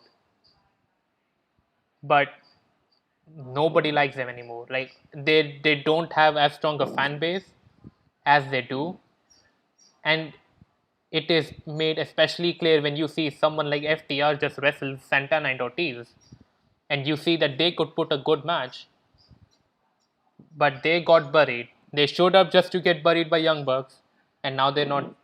They're just treading water. yeah, But that's a yeah, topic for another time. yeah, yeah. They're doing nothing. They'll say, yeah. That's what say. Oh, don't worry, fam. We're not gonna get buried. That full of shit. That full of shit. That full of shit. SR, you got buried. Yeah, you got buried. You guys should stay for the WWE. You No, guys should actually, stay. no. I've seen the ideas WWE were presenting for FTR too. They would be some cartoony gimmicks. I don't know if like so this is one of the reasons why I don't know if people should go to AEW. But I'll bring this up later, much later, because I will tell you my stance on this these days. But when you see how they're treated in the WWE, and the only reason they've treated nicely was around 2019, right, when they won the tag team championship thrice. Yeah. When you see them before that, they were treated as jobbers. So when you see them barely losing, if doing nothing else, you can kind of see that they were doing better off. But at the same time, you got these team like you got FTR, and you're not doing. I mean, they're not doing as bad as they were in WWE, but that doesn't mean we should be happy with that. You have a great tag team that you can build a tag team around, even along with Young Bucks if you want to have them. But it's stupid to me. Like they're just another tag team, and I guess that's Yeah. better than them the way they're being handled in WWE. But they're just another tag team here, and that's what they don't. Even if they're doing better, they don't deserve what they're getting because they lost to Young Bucks. They never faced the Young Bucks again. They never. And Hmm? and had a line with M and J, but that didn't last long. That didn't last long. I think they're still a team, but MJ like FTR are like lost to Young Bucks. They didn't even have a proper champion tag team championship reign. They lost to the Young Bucks. They're gone, and now like they're just treading water. And it's they haven't lost as much. I think this is like the second loss in total. When they lost to Santana and Ortiz, but it's like just fucking what is this? Yeah. So that aside, my rant of the Young Bucks aside, let's move on. Luca Brothers won. I hope the FTR wins the tag team championship again and get a proper title reign. And I hope Young Bucks just go away from television. I mean, they haven't. I just hope they do. I don't want them Yeah. to wrestle. Your thoughts on the match? I want it end. I want a fucking end. I want this match to end. The moment I hear a bear wing, I said, this match was probably just spot shit. It was shit. So, um, okay, I'm still streaming. Okay, Streamlabs has not messed up yet. So, moving on, and this is the match I haven't seen at all. So there was like a women's battle royal that happened. I didn't see that match. I didn't see that match. I got her. Willie Wynant won. Yeah, she debuted. She is now called Ruby Soho, but she debuted. She eliminated Thunder Rosa, and pretty much won. So good on Ruby Riot. Did I get buried? I mean, she's facing Britt Baker. I'm pretty sure she's going to lose, and it would make Yeah. no sense for Britt Baker to lose a championship because she's great and she shouldn't lose the championship soon, especially when you've seen Hikaru Shida hold hold that same belt for over a year. Actually, an entire year, 365 days. I think. Uh, Hmm? I, I did saw her in that Rumble. I did saw her in that Rumble. You saw Hikaru Shida? Yeah. Where? Yeah. I heard. I heard about it. Um, I guess beginning. Too much different. Uh, so, but basically, Ruby Riot won. Ruby Soho now. but she's the winner. She's going to lose. I just hope she don't lose on free TV. Build her up to full gear. But that what can you expect from AEW? They Yeah. they set up something in the pay-per-view and then they end it on a TV. You know something? Hmm? They'll just bring in old dummy people. They'll not. They'll give up. They give up. They give it up. They'll give up their talent. Try to build up new talent. They'll only now they'll depend on at at at lead at dummy guy. Yeah, I see what you're talking about. They're just getting every milli ex WWE guys, and their whole roster is cluttered up. But like Yeah. that's like going to be a part of the closing thought because this is where I'm going to tell you why I like this and why I don't like this, right? But this like a Yeah. closing thing. We're just going to wait till then. Now the one match we were all hoping to end. Oh my god, I don't know where I should start. Probably because I don't do a lot of streams on AEW, but I just got so fucking annoyed. So Chris Jericho versus MJF. If Chris Jericho loses, he will not retire. He will not wrestle in AEW. He can still wrestle in New Japan or wherever he goes. He will not wrestle in AEW and he will not be gone from AEW. He will just sit on the commentary desk. I got a problem. I have a problem with that foreign pastor. MJS said I got to do something nobody do, and it matter weird. But somebody did do that. Dolph Ziggler. Dolph Ziggler did it. Dolph Ziggler did it. They probably We don't want got to. 10. You, We got 10. We got 10. Dolph Ziggler did do it. We got 10. Dolph Ziggler did do it. yeah, like he beat, like this was like a, when Dolph Ziggler was like a Money in the Bank winner. This was 2012. Jericho beat him in SummerSlam. They had a match on Raw or SmackDown where this is like a briefcase versus career. Ziggler wins, Jericho loses and leaves WWE, but he showed up in the Royal Rumble. But if Jericho wins, he would get the briefcase. But I know what you're talking about. Yeah. I guess they, Well, yeah. Yeah. I guess they didn't want to talk. I guess they didn't want to mention WWE at that point in time. But I know why. I know why. They had Louis Tandy. First man, I gotta do it. Man, Doctor wait did it. Beat you a punt, man. Doctor did it. I'll actually say this before I even start with this match, and I'll tell you that I will tell you what I liked and what I didn't like. This entire feud, and if you can also watch like not Brian Last, Jim Cornette's experience, you can see these videos after videos on. You can actually go from September of like Jim Cornette's experience and only watch the Jericho segments to this year. You'll find out exactly my issue with it. But basically, to summarize it for you, because this is our podcast, this feud, this fucking feud, went for an entire year, almost an entire year. And the whole feud is centered around comedy bullshit. Every time MJF tries to get his heat, Jericho has to get his last laugh, and you've seen Jim Cornette mention this too.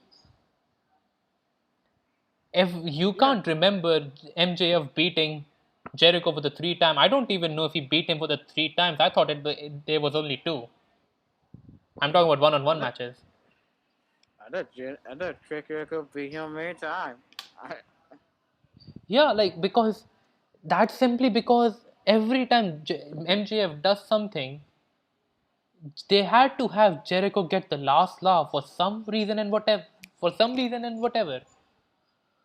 And you can't remember that part anymore because you've already seen every time you see this guy get a last laugh, whatever thing MJF is trying to get over doesn't work. He's hindered. So it's bad comedy, plus Jericho always wanting to have the last word, plus that entire feud going for a year. It makes it's stupid, and I just don't like. I want this feud to. I just want this feud to win, and I've told this to you. If whoever wins, I want this feud to win. And this was Yeah, supposed to over.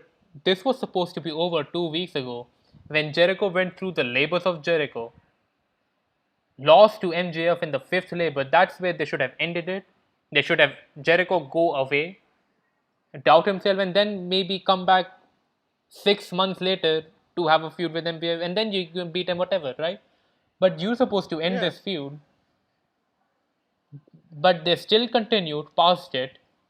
Jericho wanted to have another match, and he said he's going to retire. If not retire, he's just going to go to the commentary desk. And I kind of wished someone would have attacked Jericho and started a new rivalry instead of MJF accepting his challenge. me too. But it didn't happen. And you And knew, it, because he said he beat him 3 times, right? You knew Jericho was going to go over. Not only because he already beat him 3 times, no way he's going to beat him for the fourth time. You also know Jericho is a stubborn guy. He doesn't understand he needs to go away. And when you see this guy, like if he when he says he's going to leave AEW, you can pretty much tell he's not going anywhere. He's going to yeah, beat MJF. And even then, I was kind of hoping, and I also want, I want to go on the match, but I can't begin to describe you my problems, but I want to reference Brian last in this. He had the best take in this. When Jericho faced Orange Cassidy, even though it was a bad rivalry, nobody cared, and it ended in a very stupid fashion.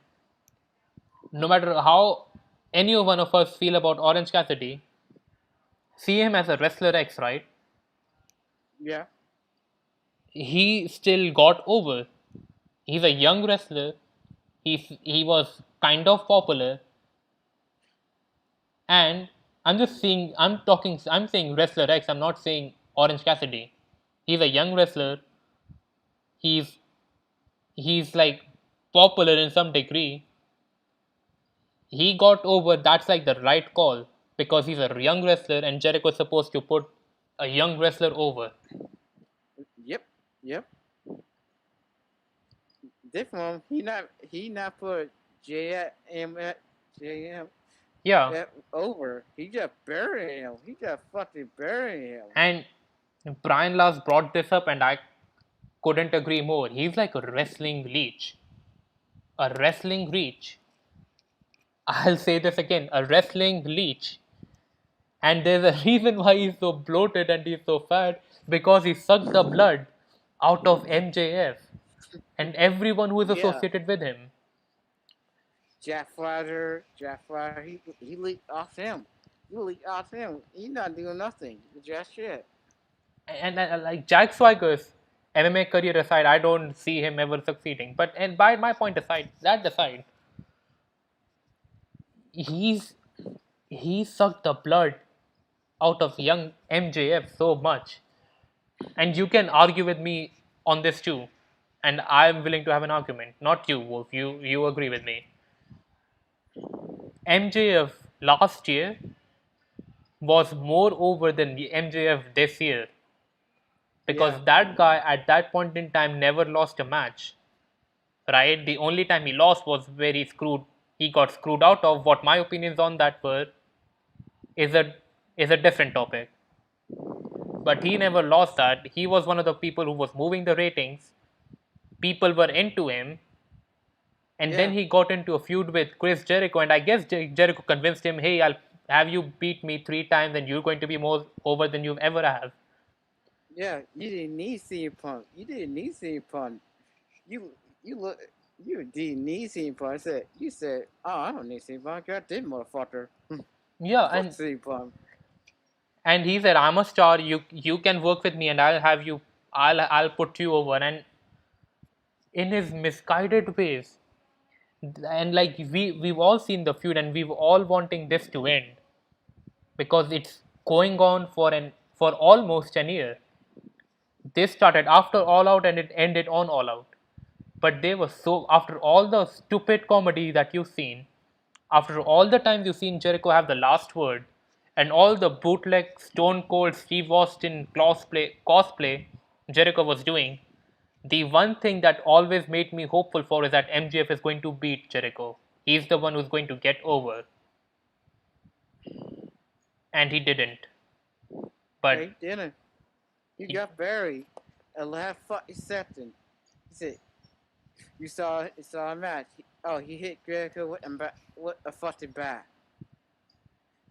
Last second, he flipped Jericho put his fucking leg on a fucking wall. and Okay. I was kind of hoping this match should never have happened. I was kind of more excited for Malachi Black and Dustin Rhodes at All Out. I wish that was the match that would have replaced MJF versus Jericho. I just wanted this entire feud to end. It didn't end. It continued. I tried to brought that up. Mordecai, Dustin Rhodes, Cody Border, let Mordecai beat him. He let him look like a badass in that field. He got his ass kicked. I said, holy shit, huh? Cody Border let Mordecai get over. Unlike he fucking border, Jeff Berry on talent. Yeah, well, at least the match was good, but it was like a case of that would have been better off as a pay per view match than a TV match. Jericho and MJF needed to end, but it ended on All Out. And I was still kind of hoping that this match should have ended. But where I kind of lost hope? And You saw earlier, so GM got yacked here by a fan. no, no, no, no, no, no, no, no. Basically, like, I'll tell you, like, even though I knew Jericho was winning because no way he's going to go away. Not that he was ever going away. He was not wrestling. And this is like another thing. Why can't he just say he's going to retire? Why need to say, oh, I won't wrestle here, but I'll go to the commentary table? He's not going away. He's just sitting on a desk. And people were selling it as like Jericho is going away when he wasn't. This just, I'm not Yeah, going to wrestle anymore. I'm just going to have a lighter schedule. yeah. But that aside, I knew he was not, MGF is not winning at All Out. And I guess All Out is like every time, every time MJF steps in All Out, he's always losing. But You better me. I thought he got win. I mean, he lost to John Moxley at All Out. This is where he suffered his first pinfall loss. Now he's suffering his first submission loss, but I'll get to that. Now, the match itself was good. Probably my second favorite match. It could have been my favorite match at all. I'll tell you what I liked about that match. And it had nothing to do with Jericho. MJF did his best. The one like he did is like, I'll tell you, I've always said this. He doesn't do flips a lot. Whenever he flips makes sense. This one really didn't make sense to me, but it still looked good. It tells you MJF can do all these flippy shit. He can do his flippy shit. There was like a scene where he did a moonsault outside to Jericho. Of course, he missed, but he landed on his feet. Got power bombed on the apron. Oh, I like that. I like that. I like that. You can tell MJF was just carrying Jericho, and I've at that, and he's the reason why this match is better than it should be. And he was selling this too when he hurt his back. The whole feud, like the whole match, was surrounded. If Jericho gets him in the walls of Jericho or the Lion Tamer, it's over for MJF because he already hurt his back. When he performed a sit-out powerbomb from the top rope, he was still selling his back. He was screaming. He was hurt. He couldn't pin him on time, right? Yeah, I like that. I like that. Like he did his best to get us over as he possibly can. Yeah, There was like a scene where Wardlow was just walking and then he got beaten by Jake Hager. I don't know what was yeah, that supposed to serve, but yeah. if I did like that. I did like that. Kind of took me out match. but I guess that was over. The fans were into him, right? Like he was doing MJ was doing a heel shtick. Yeah, People wanted Jericho to win, although it's not like if he loses he's going away. He's just not going to wrestle. And he shouldn't wrestle. yeah. But people were in That. sorry, what? I just wondered why I think I got JM at John Wayne. I thought they got whooped off. Got their shit. Like you know how Quick Jericho come back like Yeah, like he got fired because he put his career on the line. Then he came back on Royal Rumble and lost every single match he's been a part of, except for and he Fandango. yeah he got he still I make a new contract. Hire me a new contract that gain it, but he do got a tweet said J got go a pan, then Jericho go show up a fan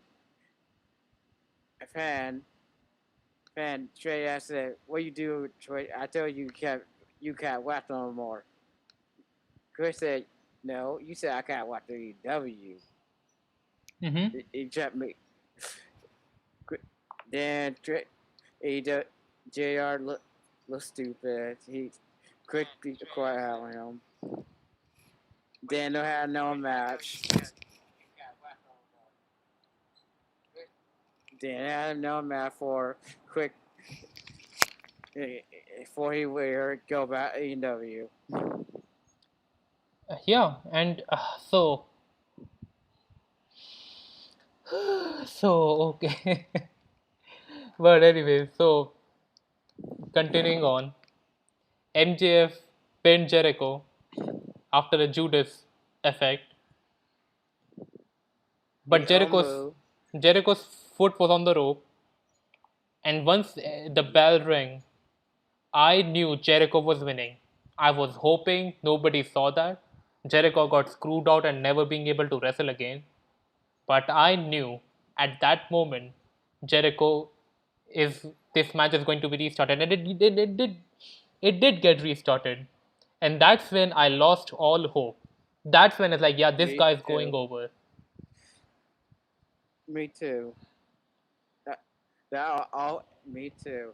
I gotta say again, MVP is a better person to get Young Tower over better Quick Jericho. Why? Look at Bobby Yeah, and Velvet and Xander. Their three got over. yeah. Like Bob, like no, they were all treading water until MVA took part. Even Lashley, right? Yeah. And like they were all treading water, and then here comes what do you call it? Like MVP who took care of everything, Yep. and there you go. And like so, but that's what I'm like bringing up is, but It come a hurt vision. Come a hurt vision. I would not even say that. I would just compare Chris Jericho of 2021 with Chris Jericho of let's say 2013. He was losing to almost everyone, right? He was putting over everyone, even people like Fandango.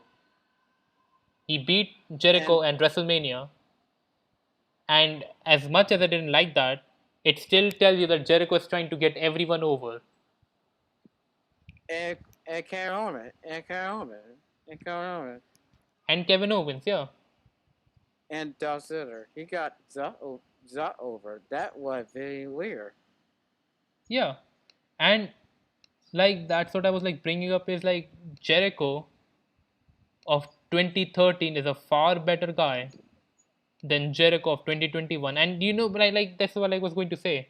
Jericho have MJF submit, but and like people will say, he already beat Jericho 3 times. What did you expect? I said, that's the point. And this is something we brought up before. If MJF beats Jericho, it wouldn't matter because Jericho always has to get a last word, rendering everything he did, all the wins he got, all the heat that he's getting, meaningless. Yeah, So those yeah, wins meant nothing, and just and even then, it's not a case of oh, if I lose, I would be gone from AEW. I would not be able to wrestle again. He already said it. He's just going to sit on the commentary desk. He's not going away. He's just not going to wrestle. And he yeah, shouldn't wrestle. yeah. A commentary treated like I was. I want Tricker go away, go away. Still want to see him. I'd be like, what the fuck, JR? What the fuck you talking about? You You still still gotta seeing see him. this motherfucker. You still seeing him. You still You seeing him. you not gotta see him wrestle no more. I guess his friends are bad friends. They just want to see Jericho get hurt. But that's what I'm like saying. It's like yeah, a feud that should be over a long time ago continued on. MJF's blood is sucked dry, and I'm kind of glad that right now, even though this is not a Dynamite review, MJF is working with Brian Pillman Jr. and is trying to get his heat back. He can talk this over, and I hope he brushes this off. But this is by far Jericho being an unprofessional fuck. Yeah, He as much even if MJF beat this guy 3 times, Jericho still beat him when it mattered. He buried MJF's wins, right? He buried MJF's wins, then he beat him, and MJF is now, and not even before that, this entire feud, it cooled down MJF because he's doing all the comedy shit. He made his faction, which didn't go anywhere. He had to get his win back on Double or Nothing with the football match, the Stadium Stampede. He's always losing in the pay per view. yeah, And like, how is MJF getting over? If a yeah, guy beating him on TV doesn't matter, if he's losing when it matters, you're not supposed to have faith in MJF anymore. yeah. I asked my friend about JR. They pair him a mid. I said, oh, that bad. Even the Miz main evented WrestleMania and beat John Cena. Yeah, and Yeah, 2016 Miz was by far the best Miz because then he got his Intercontinental Championship matches. But he still, what? yeah. He made that shit relevant. He made that champion a bet. That's he bet one. And like with like with MJF, ever since All Out of last year, he's doing nothing and he's losing. And like not even losing. He's either not appearing in pay-per-views or he's coming anyways and like losing a match, although still not being the one to get pinned. But if you turn this guy and like this is one thing I'll also compare with Cody. Once MJF and Cody had one match, right? They had one Yeah, match, and Cody had to go through hell for that one match. He had to get whipped with a belt. He had to beat guys in a steel cage, and on top of that, he had it. He needed. He wouldn't hurt or punch MJF in the face at all. So when he actually punched MJF in the face, it was cathartic. Because then you finally see Cody shutting this guy up, and he still lost that match, and he never faced MJF again. They stayed away from each other as far as possibly can. Cody didn't even Yeah, bother getting the last word. MJF was put on the map right after the feud. You and if I compare this with the Jericho feud, MJF only beat Cody one time and got over. MJF beat Jericho 3 times, didn't get over because Jericho had to get needed to get his last laugh, and Jericho beat him anyway. yeah, As much as people like to shit on Cody, and I shit on Cody too, some things he does is not something I would have done. But there are things he has done better. He's not Jericho is a wrestling leech. He sucked the blood out of this guy, then he beat him, and now the feud's over. yeah. He just a fucking lead.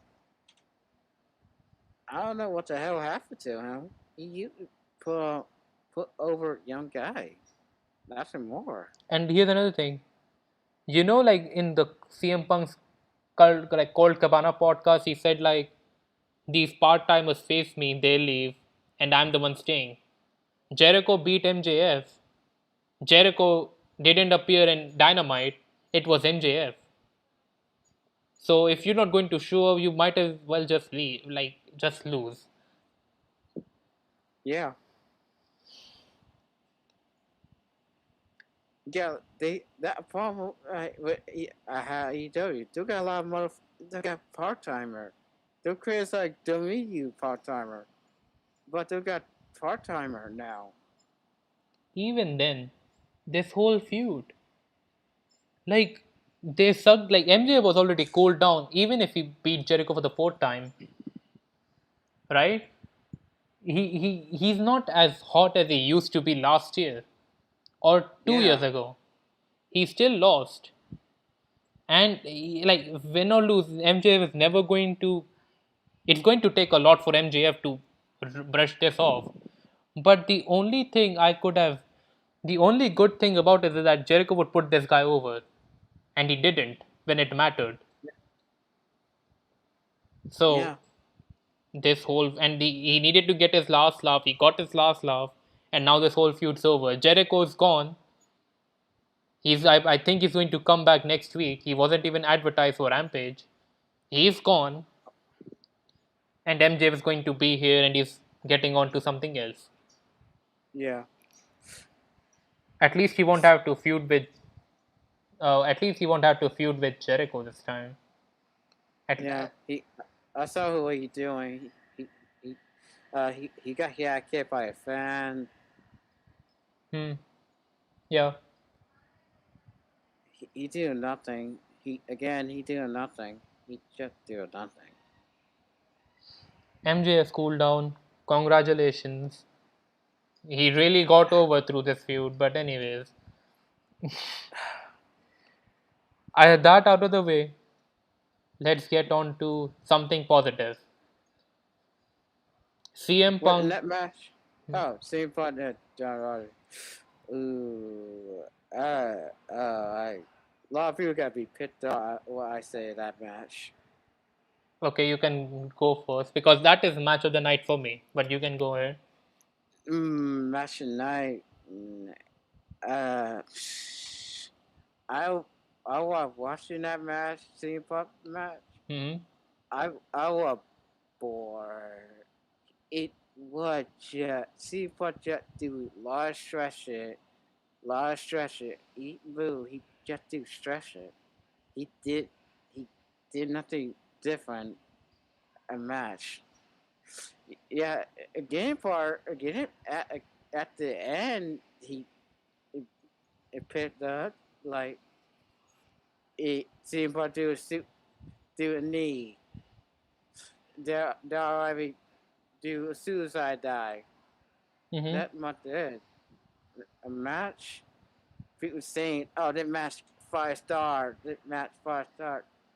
I wondering how did match 5 star just seem to stress it, stress it, eat mash. Okay. He did nothing different. Yeah, well, so, okay. I can understand that. And I'll tell you, I mean, I said it's match of the night, but simply because, for two reasons. It's better than the most matches and the match that followed him afterwards. But the second thing is, the right guy won over. Like Jericho and MJF would have been the match of the night if MJF went over, but he didn't. And that entire feud sucked.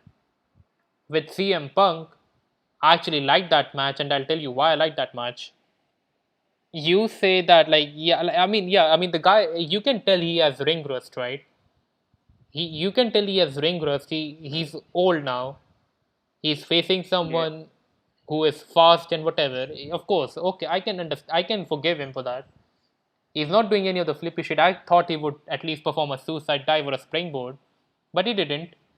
He let Darby Allin do it, which is good. But at the same time, it's not like you can. I can see what you're meaning. It's not the old CM Punk, but I guess I'm liking the psychology as like a lot of people say CM Punk's not really the best in the world. He's just a guy who calls himself, but he's good, but he's not the best, right? Because they're a far. yeah, My thing is, the one thing that I started to really appreciate about CM Punk is the psychology aspect of it. And when I say psychology, it means that he knows what to do, he knows what not to do, he knows when to do it, and he knows when it should end. So with CM Punk, I can actually, I know what you're trying to say is that he's stretching, he's not the same. There's ring rust, obvious ring rust. He's having Darby Allin carry this guy, but at the same time, I'm actually, I'm pretty, I can tell CM Punk was leading that whole match, and I can see why you bored because it's not the most exciting of matches, but I appreciated it because I've already seen Young Bucks and Lucha Brothers. I wanted something to slow down. But the second thing is CM Punk did what CM Punk should do in his age and the company he's around. I guess he should add more interesting repertoire. At least he didn't even perform the neck breaker or whatever. But he's supposed to be the guy who's just wrestling and not doing any of the flippy shit because you already seen a bunch of people do the flippy shit. And it's not 5 stars for me per se. I would say it's 3 stars. yeah, yeah, yeah. That I gotta give it just 3 star. Yeah, it was not a long match, but I know what you're saying, but I like this for that reason. He's not doing too much that he shouldn't do, especially when you're a guy who is not wrestled for 7 years. But besides that, um, I guess like once he brushed some of the things off, he looked like the old CM Punk. Like he's, I mean, like what do you call it? Um, he hit the GTS, right? And Go sleep. yeah, go to so GTS, go to sleep, whatever. But and Darby Allin went away. He didn't like, and this like the storytelling aspect. Once CM Punk like have Darby Allin get ricocheted out the ring when you like his back hit the post and his head did the turnbuckle, he got him back because he didn't want to end the match on count out. Then CM Punk like Darby Allin was putting a fight to CM Punk, and once he hit his GTS and Darby went outside, he never bothered to get him back because he finally saw that he's not a guy he can beat easily. Instead of like beating him, instead of getting him inside the ring and beating him some more to win, he didn't. He just hoped that Darby Allin would stay down for the 10 count. Simple things like that works for me. Okay. He didn't do any of the flippy shit, but I guess he didn't need to do the flippy shit. You already have Darby Allin doing it, right? And Yeah. he hit the GTS, He won, and that to me works. And like I also want to put a distinction from the last match too. CM Punk is old, he's 40 something, he's facing a much younger guy, but Darby Allin, even though he lost, got over simply because once CM Punk just came back, he shouldn't lose anyway. He didn't suck the blood out of Darby Allin. A lot of people got interested into Darby Allin because he was the guy CM Punk is wrestling, like in his return match. So the eyes were on Darby Allin, and Yeah. he had the guy do his shit, and Punk really felt for Darby Allin. And even if Darby Allin lost, right, he still Yeah. got over from this. Not only because he did really shouldn't win. This is Punk's hometown. This is his first match in 7 years. Punk should be the guy to win because he's the star. He's going to have big plans moving forward. Darby Allin is not up there yet. But the third thing is like Darby Allin, all like the eyes were on him. Punk's really sold for this guy, and even Punk sold for this guy, and he lost after two GTS, and he got pinned.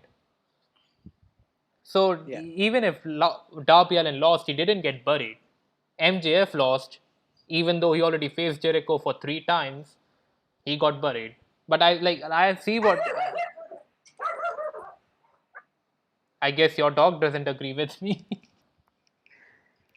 But as I see what I'm not sure Wolf here, but I see what Wolf means. It's look you kind of expected CM Punk to do the stuff he's supposed to do, but he didn't. But he doesn't need to do those stuff, especially when you already have someone doing the same thing as Punk. So that worked for me. There was storytelling, obvious storytelling in this match. There was a callback to Bret Hart versus X Pac, or he was called 123 Kid at the time, which mirrored with the Punk thing. That because of those reasons, Wolf may not have liked that match, but that match is a match of the night for me. One, Mm, it put over Allen, Darby Allen, even if he lost. true. Obvious True. storytelling and clear psychology from CM Punk, and even though he's not doing much, it also looked like he hasn't missed a step, and that's what a lot of people said. He didn't miss a step. But the third reason is True. the right guy went over. True. True. Look, a fan was showing WRV.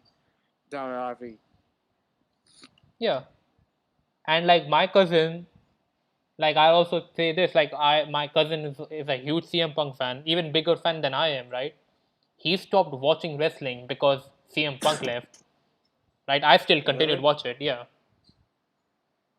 And I like told him the first thing I did was like tell him, hey, he's back. But then he also looked at Darby Allin and he said, this guy is fucking great. And a guy who has not saw wrestling in years saw this chick who saw Darby Allin, and this is not a shot at Darby Allin, but when you sing him for the first time, he looked like a fucking kid. Even it took a long time for me to really get into Yeah. him. I mean, I'm not saying that like I'm not trying I to. like WRV because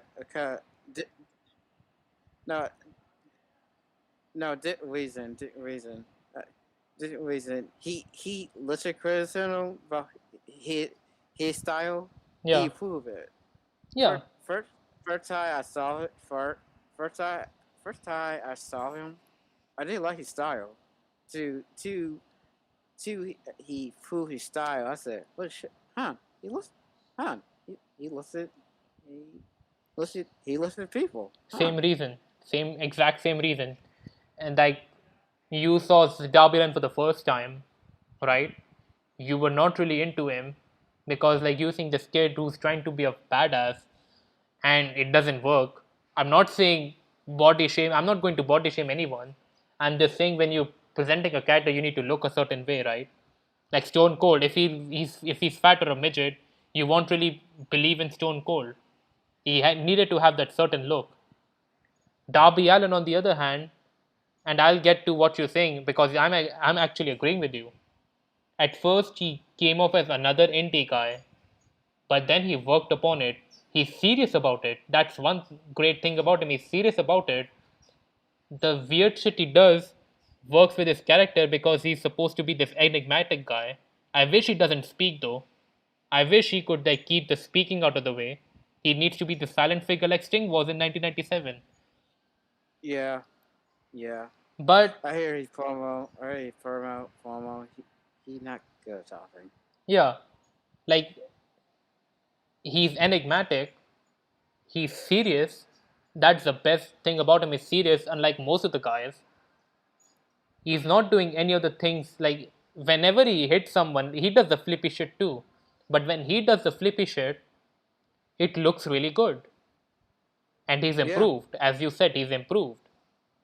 So even though I didn't like him in first, I like him now. He's started to grow on me, and simply because of this reason, he's serious and he's improving. But my brother, and what I was like actually getting into was that I thought my brother would not like Darby Allin at first. He would see the shit he was doing. Like I thought Darby Allin was someone everyone has to get used to, right? But my brother yeah, saw, not my brother, like my cousin saw Darby Allin. He's really close. Like we were like a joint family. I call him my brother because he's almost like that.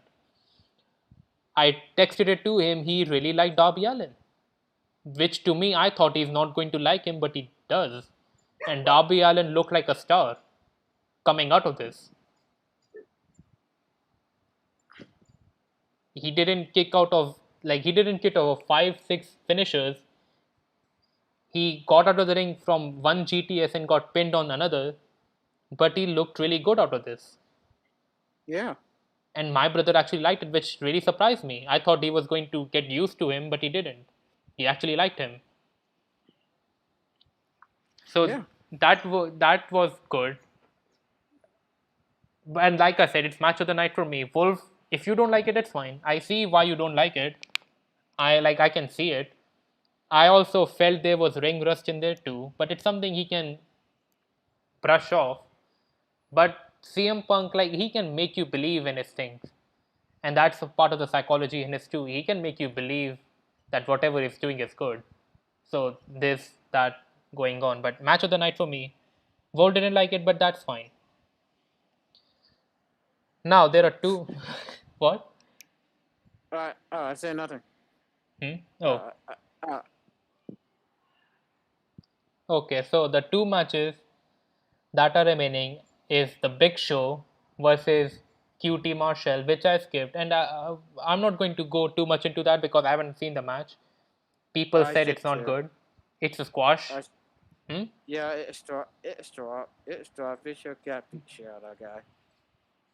And like I brought this up to you, and I don't know if me and you streamed like the other time when we saw Big Show is getting announced, and we did a stream, and we said like, why is this guy here? I don't know if I did that, Yeah, you did. but anyways, I've told this to you, right? Yeah, And I'll say this for the sake of people not knowing what I'm talking about. Big Show is a guy, and like I see like Big Show signing as a waste of money, and I don't mean to be harsh, right? Because Big Show is way past his prime, right? He was never really a workhorse or a great wrestler to begin with. He was a big man that was doing big man shit, which I guess works for him, but he was never really the most exciting wrestler, true, true, true, true. right? And that was I'm talking about 2010, 2014 Big Show, but even before that, Big Show was never the most exciting wrestler to begin with, and now he's way past his prime. You can see him getting exhausted and whatever. Yeah, So when you see this guy wrestle, I don't like the prospect of I don't mean to be mean here because actually like the guy behind that looks like an angel, right? A lot of people really love him, and he's really well spoken. But Big Show, to me, let me just see this. Okay, so Big Show is not the most exciting wrestler. He's way past his prime. Same with Sting. And so I don't see why he needed to be wrestling. I I don't know either. But I don't know either. And to top it all off, he's not wrestling like CM Punk got to wrestle Darby Allin, right? Big Show got QT Yeah. Marshall. And QT, whether he's good or not, I haven't seen any of his matches. I don't. Is one guy I'm not at all interested in. I'm not saying I hate him, like I hate the Young Bucks. I'm not saying I like him. I just not interested or really got into QT Marshall. And so when you put these two together, it's never going to be good at all. So Big Show obviously squashed, and the match didn't go too long, which is something that really needed to happen. This match shouldn't have gone too long. Have it be squash. Don't have QT go over because he's never, even if he's winning, he's not getting anything out of this. Big Show won. He squashed the guy, and that's it. Yeah. But again, why is Yeah. he wrestling? Don't know. But that's the whole thing, and whatever. But so, and here's another thing: they needed a bathroom break match in there too, because like people Wait. just got hot of CM Punk versus Darby Allin, and I guess they wanted a bathroom break match. So because the main event is coming now. Yep. Okay, so I didn't watch. I didn't watch that match. I just watched a promo. I just watched a promo. The promo kind of picked me up. The promo kind of picked me up. okay, okay, so Pro- sorry, what? I said a promo got picked me off. He said, Kenny ate a better war. He ate a better war. He undefeated. No one beat him. In no year. I said, what? I wonder. I said, what the fuck you talking about? People beat him. Well, actually, so what they I think what they were going for is nobody has beaten Kenny because how many matches he's lost on Dynamite, right? But and then they were the whole thing that they were building up to is he has never lost a match ever, at least ever since he's won the world championship. And Christian Cage came here and gave Kenny his first loss at Rampage. That's what they were going for, and that they were like trying to sell it as if Christian Cage could do that before, beat Kenny Omega before, he could certainly do it again.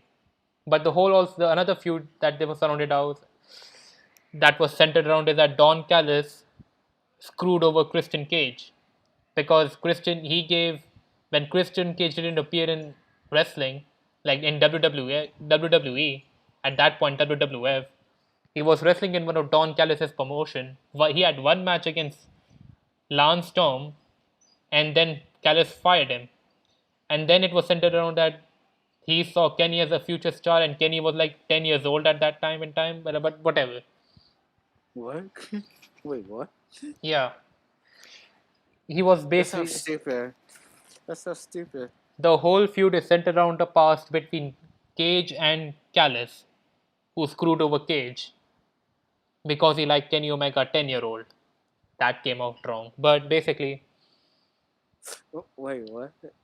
You say you telling me the storyline? Yeah, Chow is a pedophile. no, but I guess that came up wrong. No. But he said Kenny Omega's the future and he's 10 years old. But that's it. Even your dog thinks that Caleb is a pedophile. Oh God. So, but the whole feud is around Christian Cage, who was screwed over by Callis in favor of Omega, beat Callis' favorite golden child, who is Kenny Omega, years later for the Impact World Championship at Rampage. Before I get into the match, I also need to tell you my problem with this feud. Everything they did, I can forgive it, right? But what I really couldn't forgive is the fact that you had Chris. You know what? I think Christian Cage should then have lost to Omega at Rampage, right? Yeah. Yeah. But once you have him beat Omega at Rampage, you know that Omega is going to beat him because he's certainly not losing the AEW World Championship. He's not certainly losing the belt the second time. Yep. So Yeah. when Cage beat him the first time, you know Omega is winning the next one, and he did. Yeah. Spoiler alert. I'm sorry if you people got shocked that Cage was winning, but Omega beat him because it was already obvious to everyone. The match it Yeah. yeah, the match itself is fine. I didn't hate the match, but once again, my mother was looking at it on TV, and she hasn't seen Kenny Omega, she hasn't seen any wrestlers, but she saw this guy, and he's like making these weird faces, and my mother saw him as a comedy wrestler. She didn't know Yeah. he was a world champion. She not wrong. She not wrong. She can't matter. It come watch her. He it a come watch her. If he shit come watch her. He's a comedy wrestler. Brian Last said he's not really a top guy. He looks like an intercontinental champion, which is something I agree with. Yeah, But I agree with. but like he did some stuff, and like here's another thing. And I like I said, the match is fine. Christian Cage was leading that. He did whatever he needed to do, and like Christian Cage is got this match good. Like he made this match better than it should be. So the one thing that really took me out is one, the crowd fighting. Everyone's done that. You've just seen the first match do this. You've seen the match after that do it. I'm talking about Kingston versus Rusev and Moxley versus Kojima, right? Yep. They did the same thing. They went to the crowd. They faced each other. There was a spot, and I'm not sure if but that made my mother laugh, and she was like, "Why did you even need to do this?" Kenny Omega, you know, like how he does, like he climbs to the rail, he climbs to the rail, you know, the Yeah. crowd rail, and he performed the moonsault.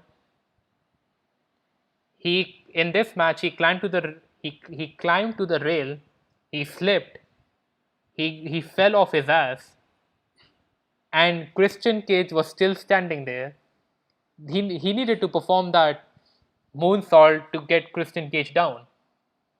Oh god. A clear botch. It made Christian Cage look like an idiot. My mother laughed her ass off, and she just like, why did this idiot need to do that? He just didn't really need to do. He didn't need to do it. Oh my god. Imagine my mother knowing more about wrestling than actual wrestlers do. Actual wrestlers do. Yeah. But That's uh. hmm, That's that's like he climbed to the cage, he slipped, a complete botch. You made your opponent look like an idiot. There was no improv.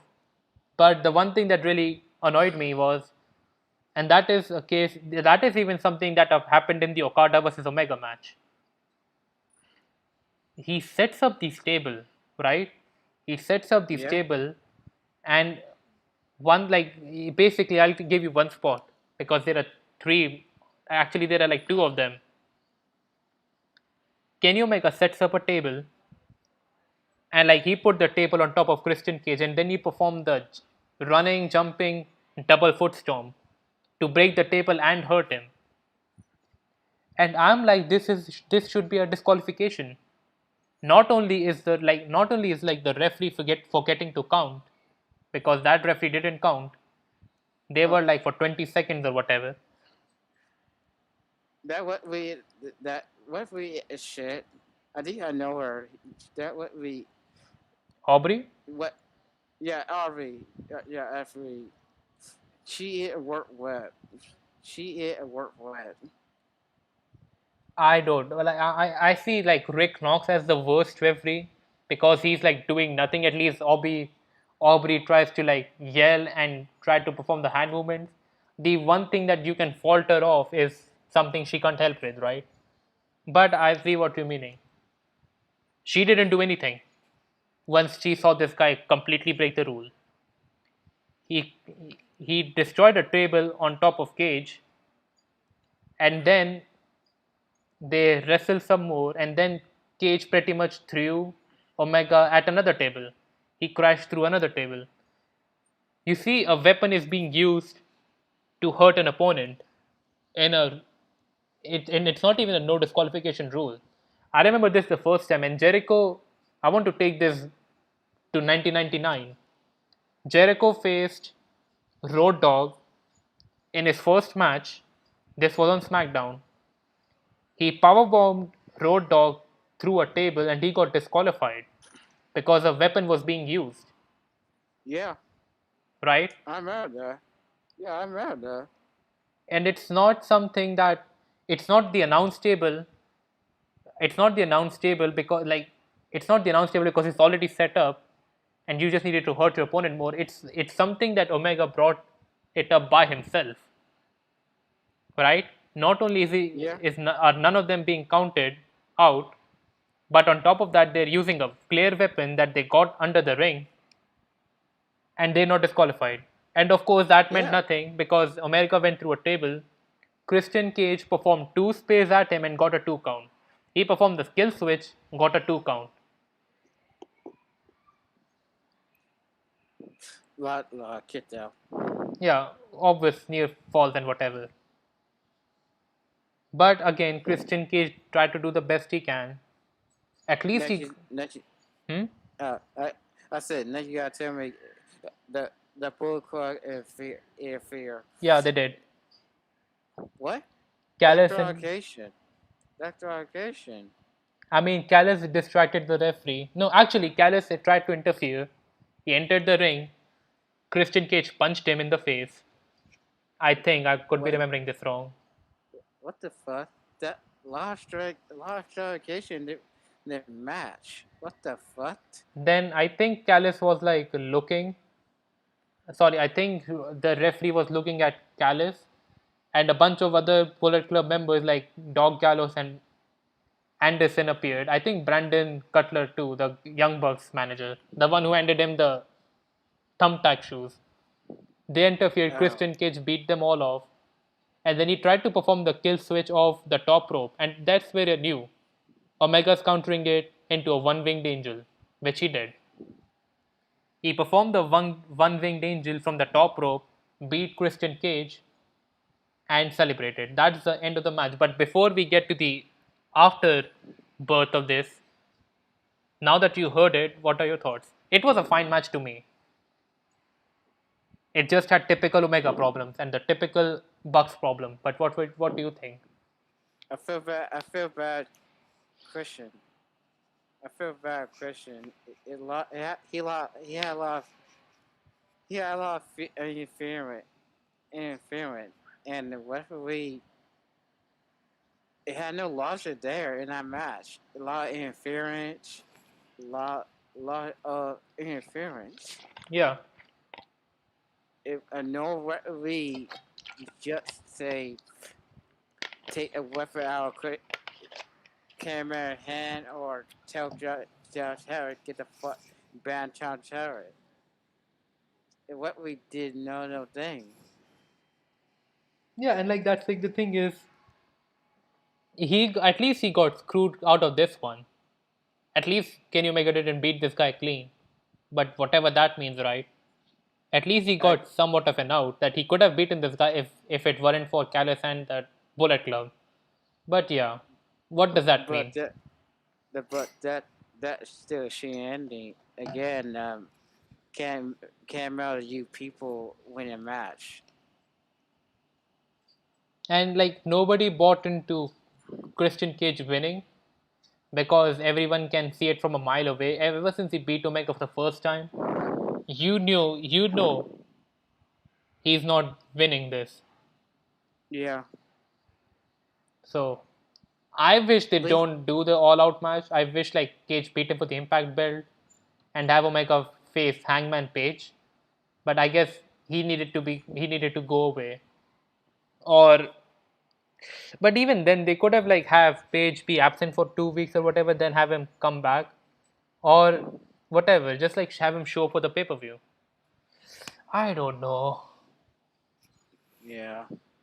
I guess they needed to protect Page. Like the thing is, you can't have Cage you can't have Cage lose on Rampage, and if he wins on Rampage, you know he's not winning at all out, and then you can't get Hangman Page into this because another loss to Omega would just bury him. So it's a lose-lose situation. So whatever. Christian Cage lost. I just hope he is able to bounce back. You can. No way. You can't have a strikecation. They can, but like you would think they would, then the crowd would be unhappy. People would be like Who ca- losing their shit. Who care? Who get a fuck? Who gives a shit? But you know what? Here's another thing. If this match ends on a disqualification, then this is going to continue. This feud is going to continue until another TV match, where Christian Cage would definitely like you can tell he's not winning the AEW World Championship. If they do a disqualification here, that means the whole feud will continue until some random TV match, not even until Full Gear. And Oh then yeah. in some random TV match, Omega would beat him. So at least he Oh lost in a yeah. pay-per-view. Oh yeah. Where am I? But again, and I'm not even going to say Omega needs to lose the title anyway. You have CM Punk and you have Bryan Danielson. Lose to one of them. In fact, you can even go or do a program with Hangman Page, but you shouldn't. Give the belt to Punk or to Bryan, but whatever. Now Or to hmm? or MJ that a title. Get him to that him. Oh, it's too late for him now. He should have he should have he should have won the belt last year at All Out when he was the hottest he's ever been. He was undefeated, and he lost to Moxley, and the belt was given to Mega anyway. But on top of Yeah. that, he got into a feud with Jericho, which really cooled him down. He and I guess MJF needs to regain that heat again that he had before. But that ship has sailed as of right now. If he gets it back, that's good. But to what I was reiterating. Okay, so let's get to the final moment of that match. After the match, basically, Bullet Club beat these guys over and over. Like they ended up beating Cage and Jungle Boy and Marco Stunt and the dinosaur Luchasaurus. Yeah. Look, sir. I'm not sure where Frankie Kazarian was. I didn't think I saw him, but they were like beating someone up, and then Kenny Omega cut a promo, which is just a promo, no nothing I really cared about. Oh, And you got about Al Cole. actually, it's funny you mentioned that because I didn't watch the whole show live. I told this to you before. I had a college, and Oh yeah. I needed to sleep early. I needed to get up early, and I was planning on watching it later. But then I looked at Discord. I thought you wouldn't have watched it or whatever. But you told me, like, you gave me a video and you said, "Oh my God, Adam Cole's here," and I was like, "Oh." And I thought they just, but like basically a lot of people, and I've also like messaged Konosuke. I've asked him about this, and Konosuke told me Danielson is here. I'll tell you what I actually thought was going to happen. Adam Cole would have appeared not here, not with the Omega thing, and I thought he would have appeared a lot earlier. But then I saw this match, or maybe I thought Adam Cole is not supposed to appear at All Out. I think he was just announced, right? Like how they announced Lance Archer or whatever. But basically, whatever. So what? So you told me Adam Cole is here, and I didn't think he was actually going to show up. But I'll tell you what I thought, and I'll give you what how I feel about this. Hold on. Okay. So um, Omega cut his promo, and Omega cut his promo. He was like talking about how the only people who could beat him are people who are not here, who are retired, and who are dead. Then the whole thing blacked out, and I guess that's like a thing with every wrestling show. The lights go off. At that point in time, I thought Daniel Bryan is going to appear. I thought Daniel Bryan is going to appear, or Bryan Danielson, and then you saw Adam Cole's music hit, which is a pretty good music. I'll say this: it was a dope music. People were losing their shit because nobody expected Adam. Even though Wolf told me, I didn't expect Adam Cole to show up this early. I thought he was just announced, but he showed up. He got a huge pop, and I think there's like a pretty good cool thing to me too. Is that it's like Adam Cole's girlfriend, Britt Baker, got his like family members in there too, and her mother, his mother, and as like his sister or brother saw the crowd pop. They were losing their shit, and he came here, and then he super kicked Jungle Boy. I mean, I thought they were going for what do you call it? I thought they were going for Adam Cole versus Kenny Omega feud because when Adam Cole left Ring of Honor, Young Bucks super kicked him and ruined his farewell. But I guess he's with them, which is okay, whatever. But the whole thing was like, yeah, Adam Cole came here, he got a huge pop, he turned heel instantly. When you thought he was going to actually like logical thing would be Adam Cole would be like trying to get his payback, but he didn't. But he became a new addition to Kenny Omega's bootleg Bullet Club, and then he super kicked it. Then he cut a promo how Elite is the best thing in the world and whatever. And Omega was planning on saying farewell, and then Daniel Bryan's music hit, and I expected Bryan Danielson to go with his like the Ring of Honor music. I think Eye of the Tiger was the music. How about? Yeah, welcome back. I was just going to say this. I like you told me that Adam Cole appeared, but I thought he was announced. He wouldn't show up in All Out because he just left, right? Yeah. But you, Uh, hmm? three, yeah, 2 days ago. Yeah. So what I thought was he was announced, but he didn't show up.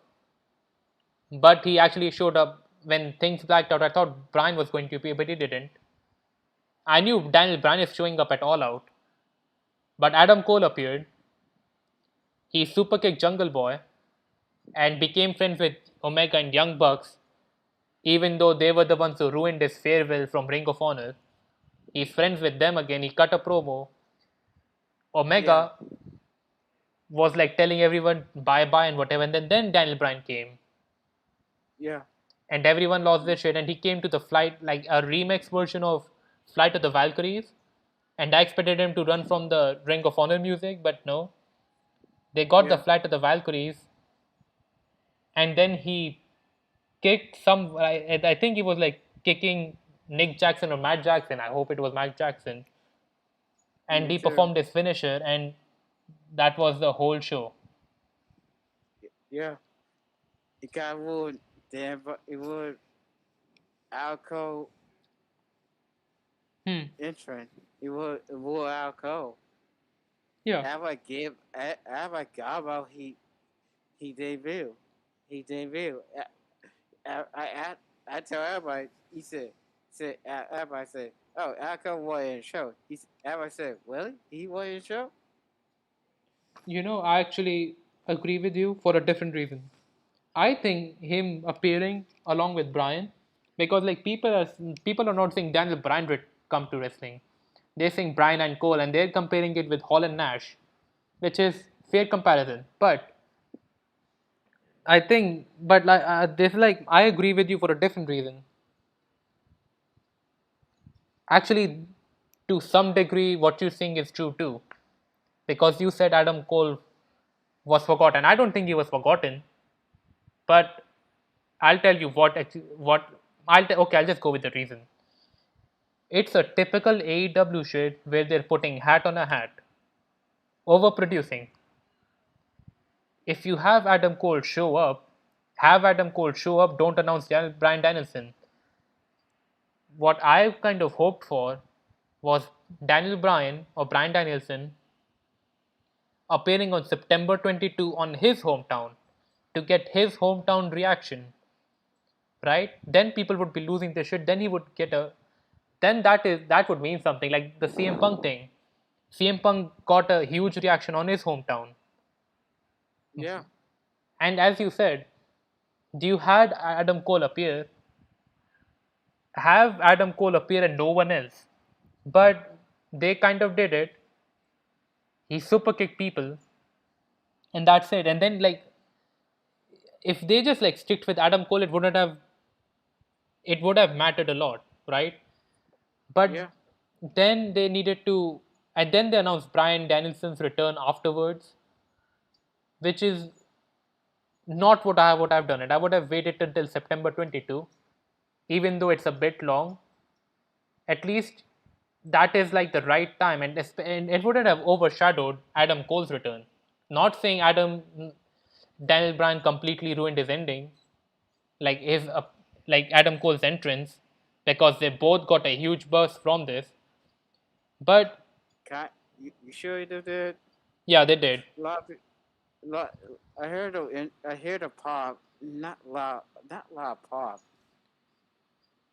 I'm not, but like when they got like I saw this on TV when he appeared and like they announced his entrance music and they saw the name, everyone lost their shit. But like what you're saying is kind of true. Even though it didn't ruin Adam Cole's debut, it kind of overshadowed him because this should be the attention should be given to Adam Cole, right? The attention should Yeah. have stayed on him, not on Daniel Bryan. They shouldn't like even though Adam Cole got some publicity, he really didn't need to share it with Daniel Bryan. He should have just the all of the attention should have focused on Adam Cole because he was the surprise return. Everyone kind of Yeah. expected Bryan Danielson to come, but Adam Cole is like the surprise because nobody Yeah. expected him to show up this early. Yeah. And imagine Alco Super Kit came out. Hey, Alco, he joined Elite.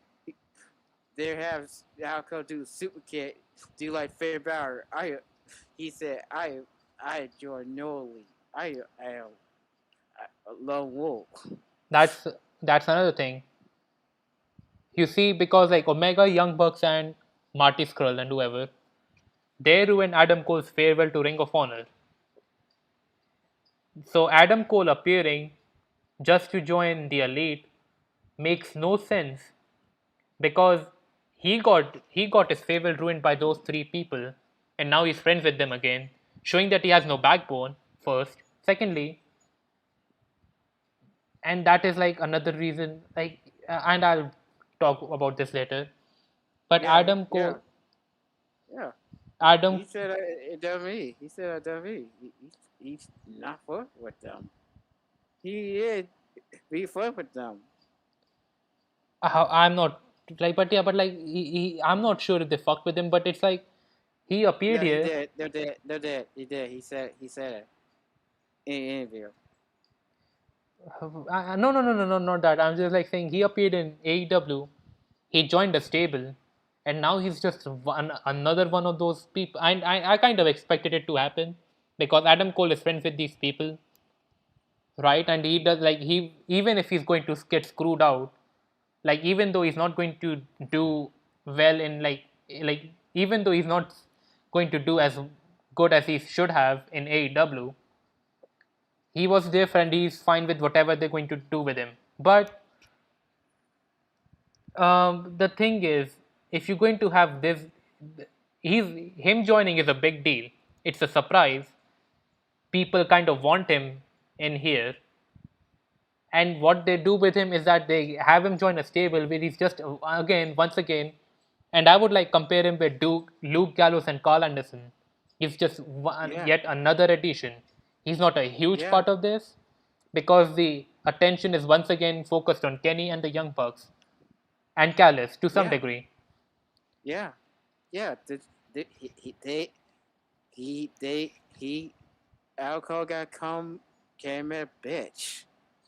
Yeah, and like he's yet again another addition to this. I kind of hope it's some kind of plan where he screws Kenny Omega over and becomes a leader, but I don't know. He's right now he's just another addition to a group that pretty much has go away heat with me. That kind of annoyed me. Yeah. And then, as we said before, it by having Bryan Danielson appear, you're overshadowing Adam Cole's return because he showed up once Daniel Bryan appeared. They beat him up, and Adam Cole had to run away from the ring, Yeah. and that's it. Like Daniel Bryan was the one who closed the show out. Yeah. Alco did nothing. It was not bad, but it's not good either. It's like Yeah. okay, like he appeared, he had a huge pop, and it's a surprise, a genuine surprise to me. Even though you told me he's going to appear, I thought he wouldn't.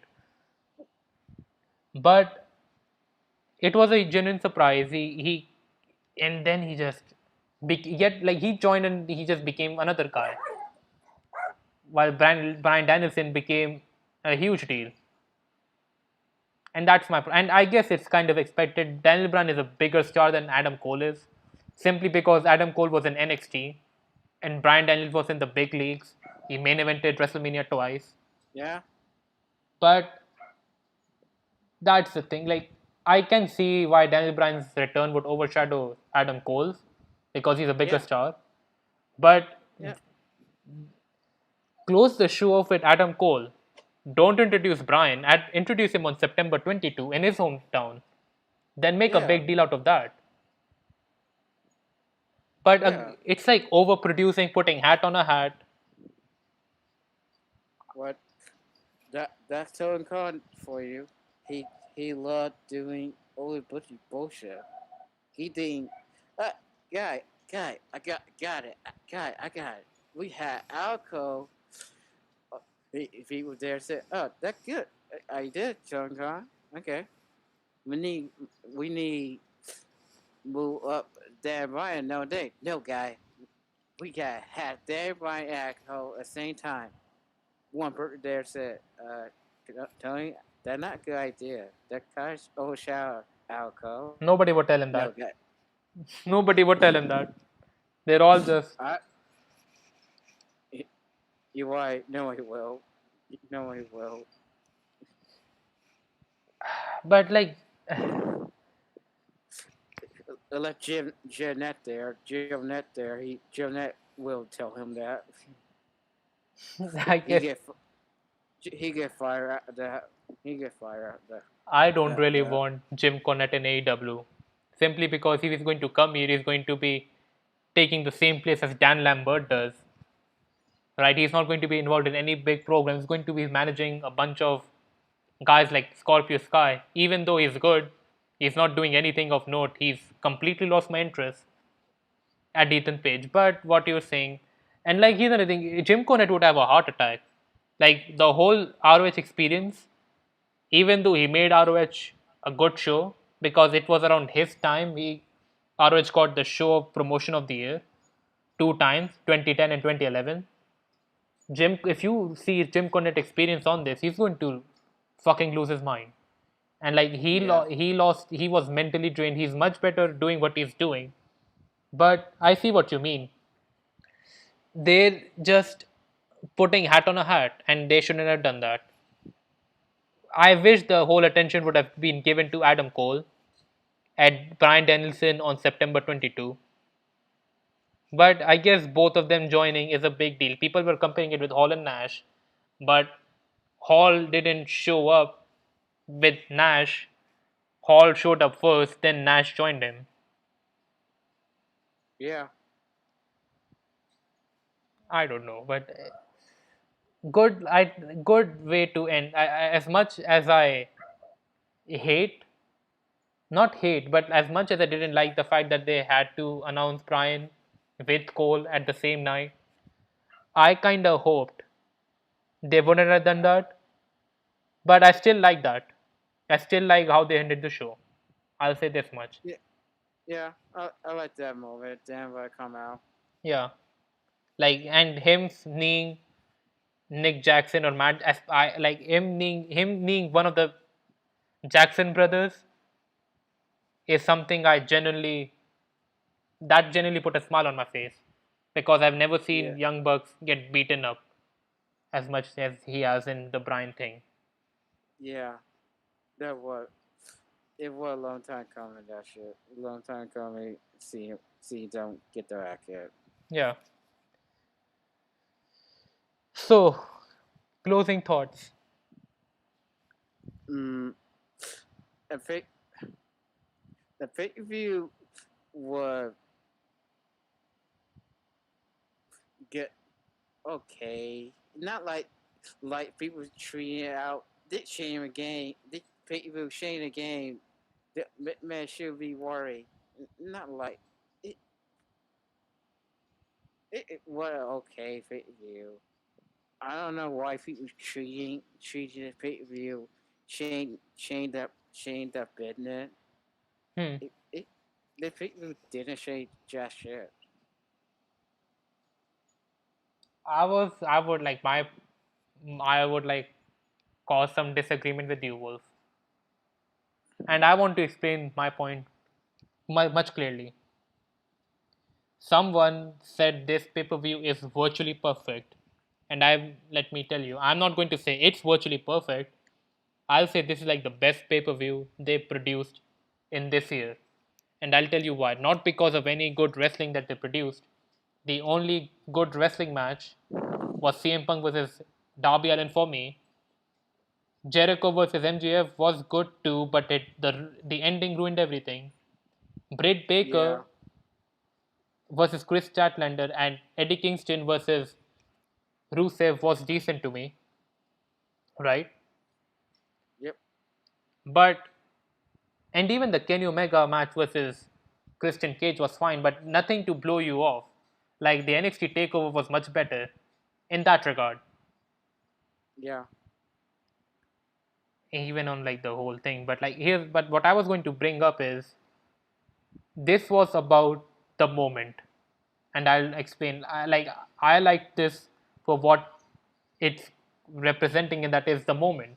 It didn't produce the best matches, but it gave you a lot of moments like um, CM Punk return to wrestling. Sentimental, if you're being sentimental about this, it was a good moment. You haven't seen this guy wrestle for 7 years, and he did well for what he's supposed to do. But him coming back to wrestling was, to me, if I'm talking about, I'm speaking from sentiment here. I actually like that part, right? Ah. Okay. I get it.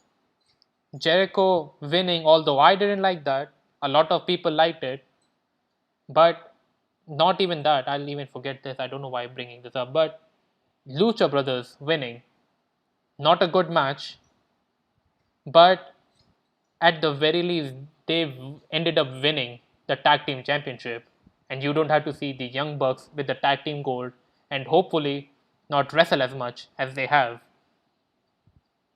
All the like besides the Jericho versus MJF one, all the outcomes were the right call, and Okay. hmm, Mm. I said okay. I see.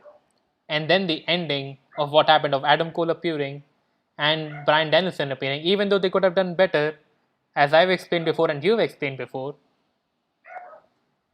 I'm fine with it was about the moment, and they on the moment aspect they've done their best. Like you saw, what do you call it? Last year was it when like I saw talked about how John Moxley beat MJF. I already had Yeah. a bad taste in my mouth with that. Then you see Young Bucks acting like a fucking sissy girls because they didn't really wanted to wrestle their best friends, which is the whole point of the thing, because Young Bucks would never want to face Kenny Omega if they don't have to. And Yeah. and then it and before that you had Kenny Omega screw his own tag team partner and then act like a fucking like he's getting angry at his tag team partner which he screwed, but at least FTR won the belts. But this one in particular is fine with me because at least they got the whole results right for the most part. Even the ending, Adam Cole and Bryan Danielson appearing, looked good. If you can if you can ignore how they could have done this better, it did it worked. It still worked, is what I'm saying. It just could have been better, is my point. So it's I would Uh, not call this virtually perfect because it's not. It is virtually great. okay. I see what you mean. Like their best pay-per-view. Okay. Okay. Now to the WWE versus AEW thing, because you brought this up before. You can go first. Uh. Uh. W. AEW. Yeah, Yeah. because like you were bringing this up, like they're not seeing as competition, and people were making a big deal out of this when it's not. But like you were bringing this Yeah. up earlier, and I said like let's wait for that much later. But you were saying sorry. Oh. I know you. You noted EW being a lot of FW guy in the Hmm. water, Yeah, water, yeah, like Dan Bryan, CM Punk, Alistair Black, and Bishop, hmm, yeah, and Christian, and you all don't get an opportunity, hmm, all don't get title shot, yeah, yet they're water getting not getting title shot at all. hmm, They'll not get a title shot, not getting no title shot. That's it. hmm. They are doing like WWE, do like WWE. Panel, panel, they're not creating new star. Just shit. They're not. I would say that different WWE, EW, नहीं मैं पर ले रहा हूँ they get a नहीं मैं ले रहा spotlight the young talent. हूँ इनको मैंने Nothing नहीं दिया more. They'll panel. They are depending on the old Western now. Yeah, I see what you're meaning here, and we discussed this before. Like they had Sting, they're focusing on, and like one thing like Big Show's wrestling. CM Punk's 40. Adam Cole is what is he 30 or 20? I know Daniel Bryan is 30. in 30s or 40s. Dan Boy said he not a young Western no more. He old. So, but yeah, like most of the guys they're focusing on currently is on their are pretty old. One of them, like who appears consistently, is Chris Jericho. He's there from the start. He's still here and he's still wrestling, still appearing more. But I see what you mean here. And I'll tell you, as much as I agree with you, I also look at this the other from the other perspective. The WWE guys that they brought, some of them are unnecessary right signing, and we brought this up. Big Show, Mark Henry, um, what do you call it, Sting, Yeah. Zack Ryder. I mean, what has he done? Ty Dillinger. I mean, it's not that he's a waste, but they've utilized him pretty badly to a point I don't even care about this guy anymore.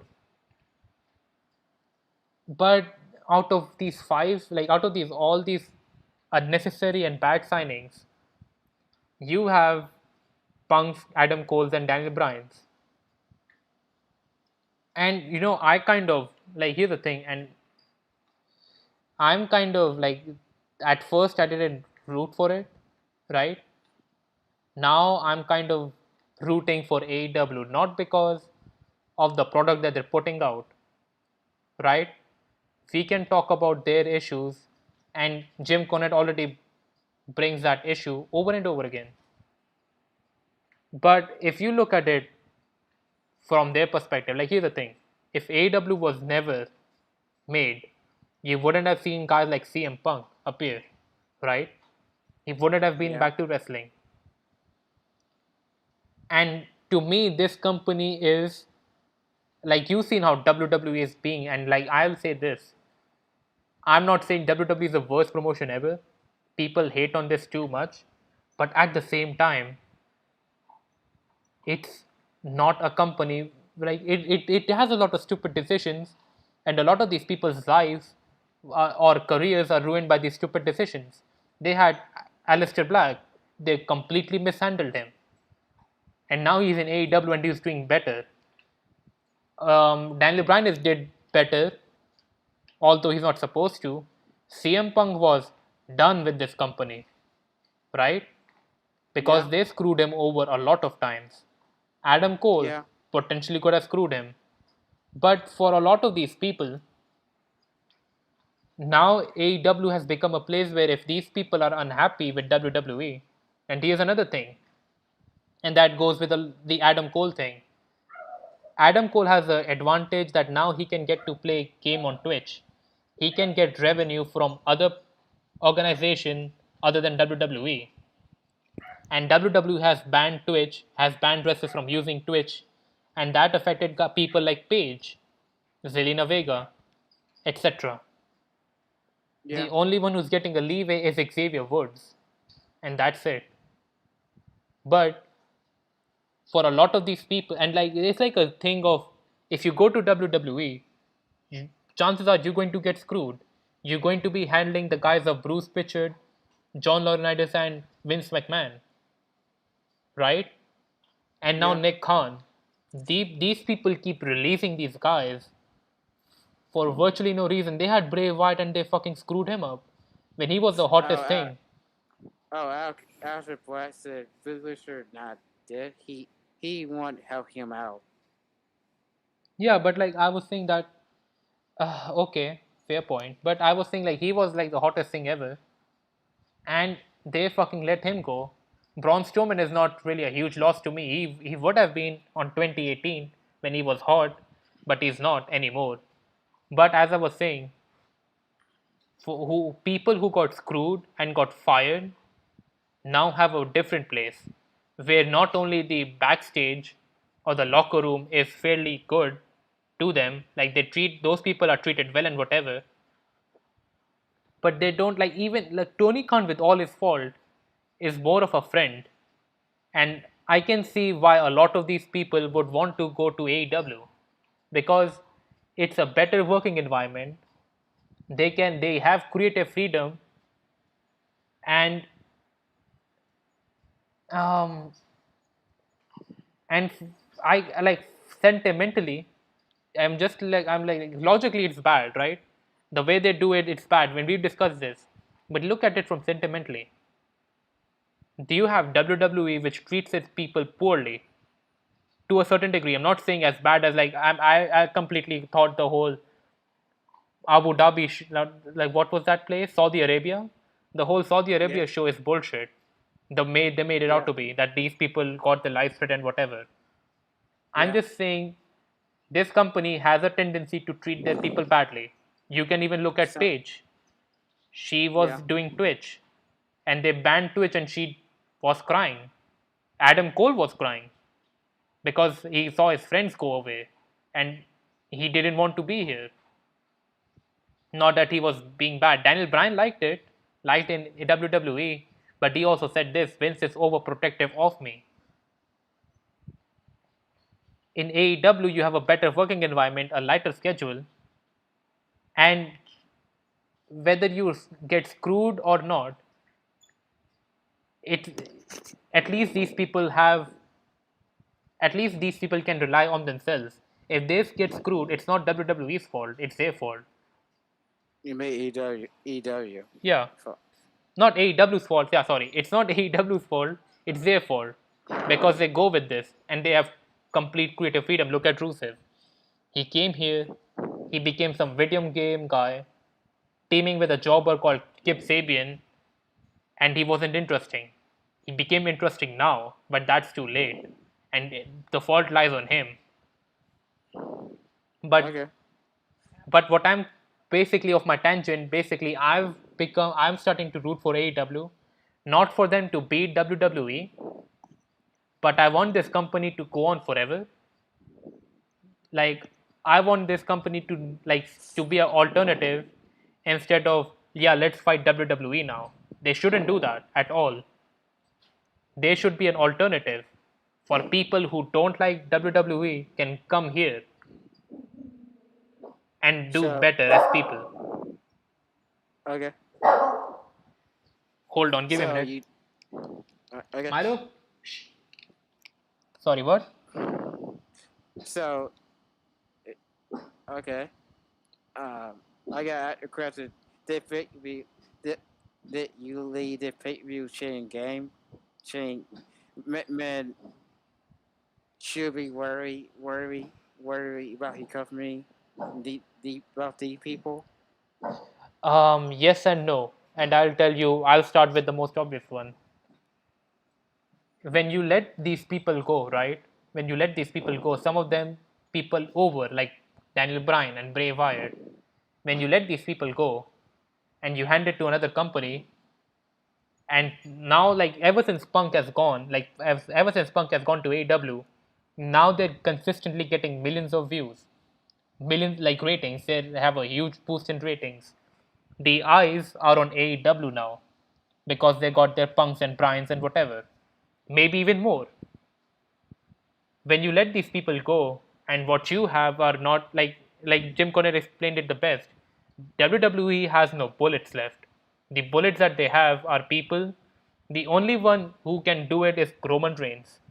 But everyone else they have is John Cena's, Goldberg, and Brock Lesnar.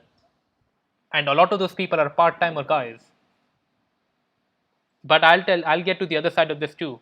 When you let your people go, and you don't have pretty much anyone else, you have some reason to worry, not that this company is going to take you over, but that you got a need to change things because what you're doing is not working and you're just going to doom your own company and let this other company have all the eyes. What I'm trying to say is WWE has no, and I'll tell you why they don't have to be worried, right? Because they still have their money. WWE is a worldwide company. AEW is an American company, and now it's airing on India. But a lot of people don't know what AEW is. People still know WWE. When you think of wrestling, you think of WWE. They're a huge company. They're a global company. They will still get their views. Like they're over on social media. They're over everywhere. You don't have to like WWE has nothing to worry about as long as they're continuing to get their money, right? Yeah. And they would still make even if you give Daniel Bryan and Adam Cole, they have nothing to worry about in that sense because it's still going to be there whether people like it or not. But they really need to change things around here, not because of AEW, but because and AEW is never going to be a threat to them anytime soon. But once you hand your Adam Coles and Daniel Bryan and Bray Wyatt and CM Punks, once you hand them over and you find out that and once you like continuously continue doing it, you're going to be at a point in time where you're going to be relying on part timers, right? If Bray Wyatt can go away, I'm pretty sure Drew McIntyre can go away too. He happy. Well, Drew McIntyre happy. He Yeah, happy. Bray Wyatt was happy too. I'm not saying like Drew McIntyre is happy, but like they can just like release Drew McIntyre. If something like that can happen to Bray Wyatt, same thing can happen to Drew McIntyre. But the only people they have that could be a challenger, that could give them some rating are the part timers. Drew McIntyre is good, but he hasn't done anything worth as of note. Roman Reigns would eventually run out of people to go against. They're not pushing any newer guys or someone who could benefit from a world championship reign like Cesaro. Seth Rollins is in a feud with Edge and he's not doing bad, but he's not in the main event scene. The point I'm Yeah. making is the reason I'm rooting for AEW is because the shit I'm seeing from WWE and the Nick Khan's interview. He wants to put Raw for 4 hours. 4 hours. Nick Khan. I Nick keep Khan. hearing that name. I keep hearing that name. Hold on. Milo. Yeah, he's like the president of WWE, from what I Funny heard. it. I heard that. Funny it. Funny talents. I think that's John Laurinaitis, the talent relations. But What? Put it in what? Put it in what? WWE, he's the WWE president, I think. Let me search. But what I was like bringing up is uh, Nick Khan. The guy obviously doesn't. Okay, he's the president of WWE. But I was saying, I'm kind of rooting for the AEW for sentimental reasons because WWE is, even though it's not the worst company, it doesn't treat their talents that badly. Like they're not, but you can still see there's like authoritarian rules somewhere. Like you have Keith Lee and Karrion Kross, and they're not doing well. You have Jeff Hardy working in 24/7 title, and that's pretty much it. And AEW at least makes these people happy. These people can still do their Twitch and not have to worry about WWE breathing down their neck. So my Uh, okay. Okay. You want? You want? The other side is EW. Yeah. EW got crappy booking, shitty booking, dumbass season, but environment there good. yeah, But WWE it got good, but it got people know they're doing there, knowing doing, but the but they got Nick Khan there, a stupid fuck. and Vince McMahon and Bruce Pritchard and John Laurinaitis. But shitty booking is both sides, right? Shitty booking is on both sides, but one side has a huge history. It has 30 years up, and a lot of those people are professionals. The other side have unprofessional people. Even people who go there become unprofessional. But at least, at the very least, everyone's happy there. Even their Zack Ryder and whatever, they're happy. And I want AEW to continue functioning because it will always be a place for other people who don't have faith in WWE or are done with WWE to go there.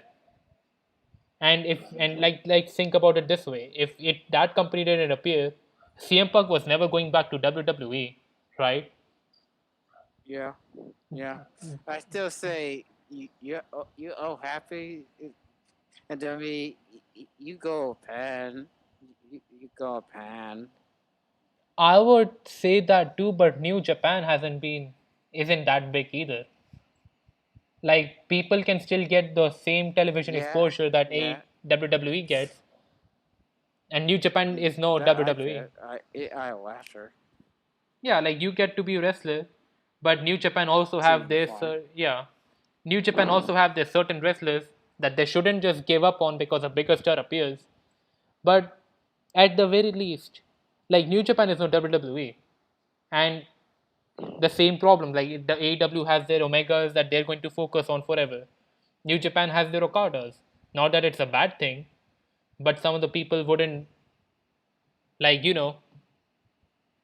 can never see John Moxley holding the IWGP World Heavyweight Championship, but you can see John Moxley holding the AEW World Championship. But what I was like saying is New Japan. Okay, I was going to say that AEW, at the very least, has the television exposure that WWE has because it's still a fairly big company.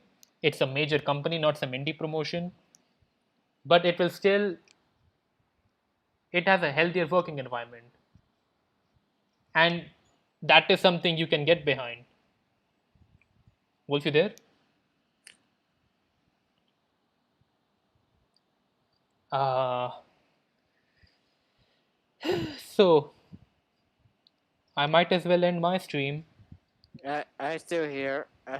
You hear me? I can hear you. What? Wait, I can't see my avatar. But like as I was saying, you can look at it later. But as I was saying, I am rooting for this sentimentally, but I think the shitty booking is on both sides, Wolf. At least the other one is not as autocratic as the other one is. An alternative. Yeah. I, yeah. I see your point. Okay. I see your point. But anyway, so we're going for like 3 hours. I need to Oh take my dogs shit. out for walk. Yeah, 3.5 hours, shit. But I need Shit. to take my dogs out for walk too. Yeah. Um, Me too. Me too. Me too. so if you like this stream, and hey, Streamlabs is working for 3 hours. I wish it worked with the coffee bean thing. At least I wouldn't have to make 3 videos on coffee bean. But anyways, if you like this stream, leave a like and subscribe for more awesome content. This is Yeah. Fenrir the Wolf and myself, Masturbator. You're watching both Masturbator Experience and Wolf Cult podcast at the same time.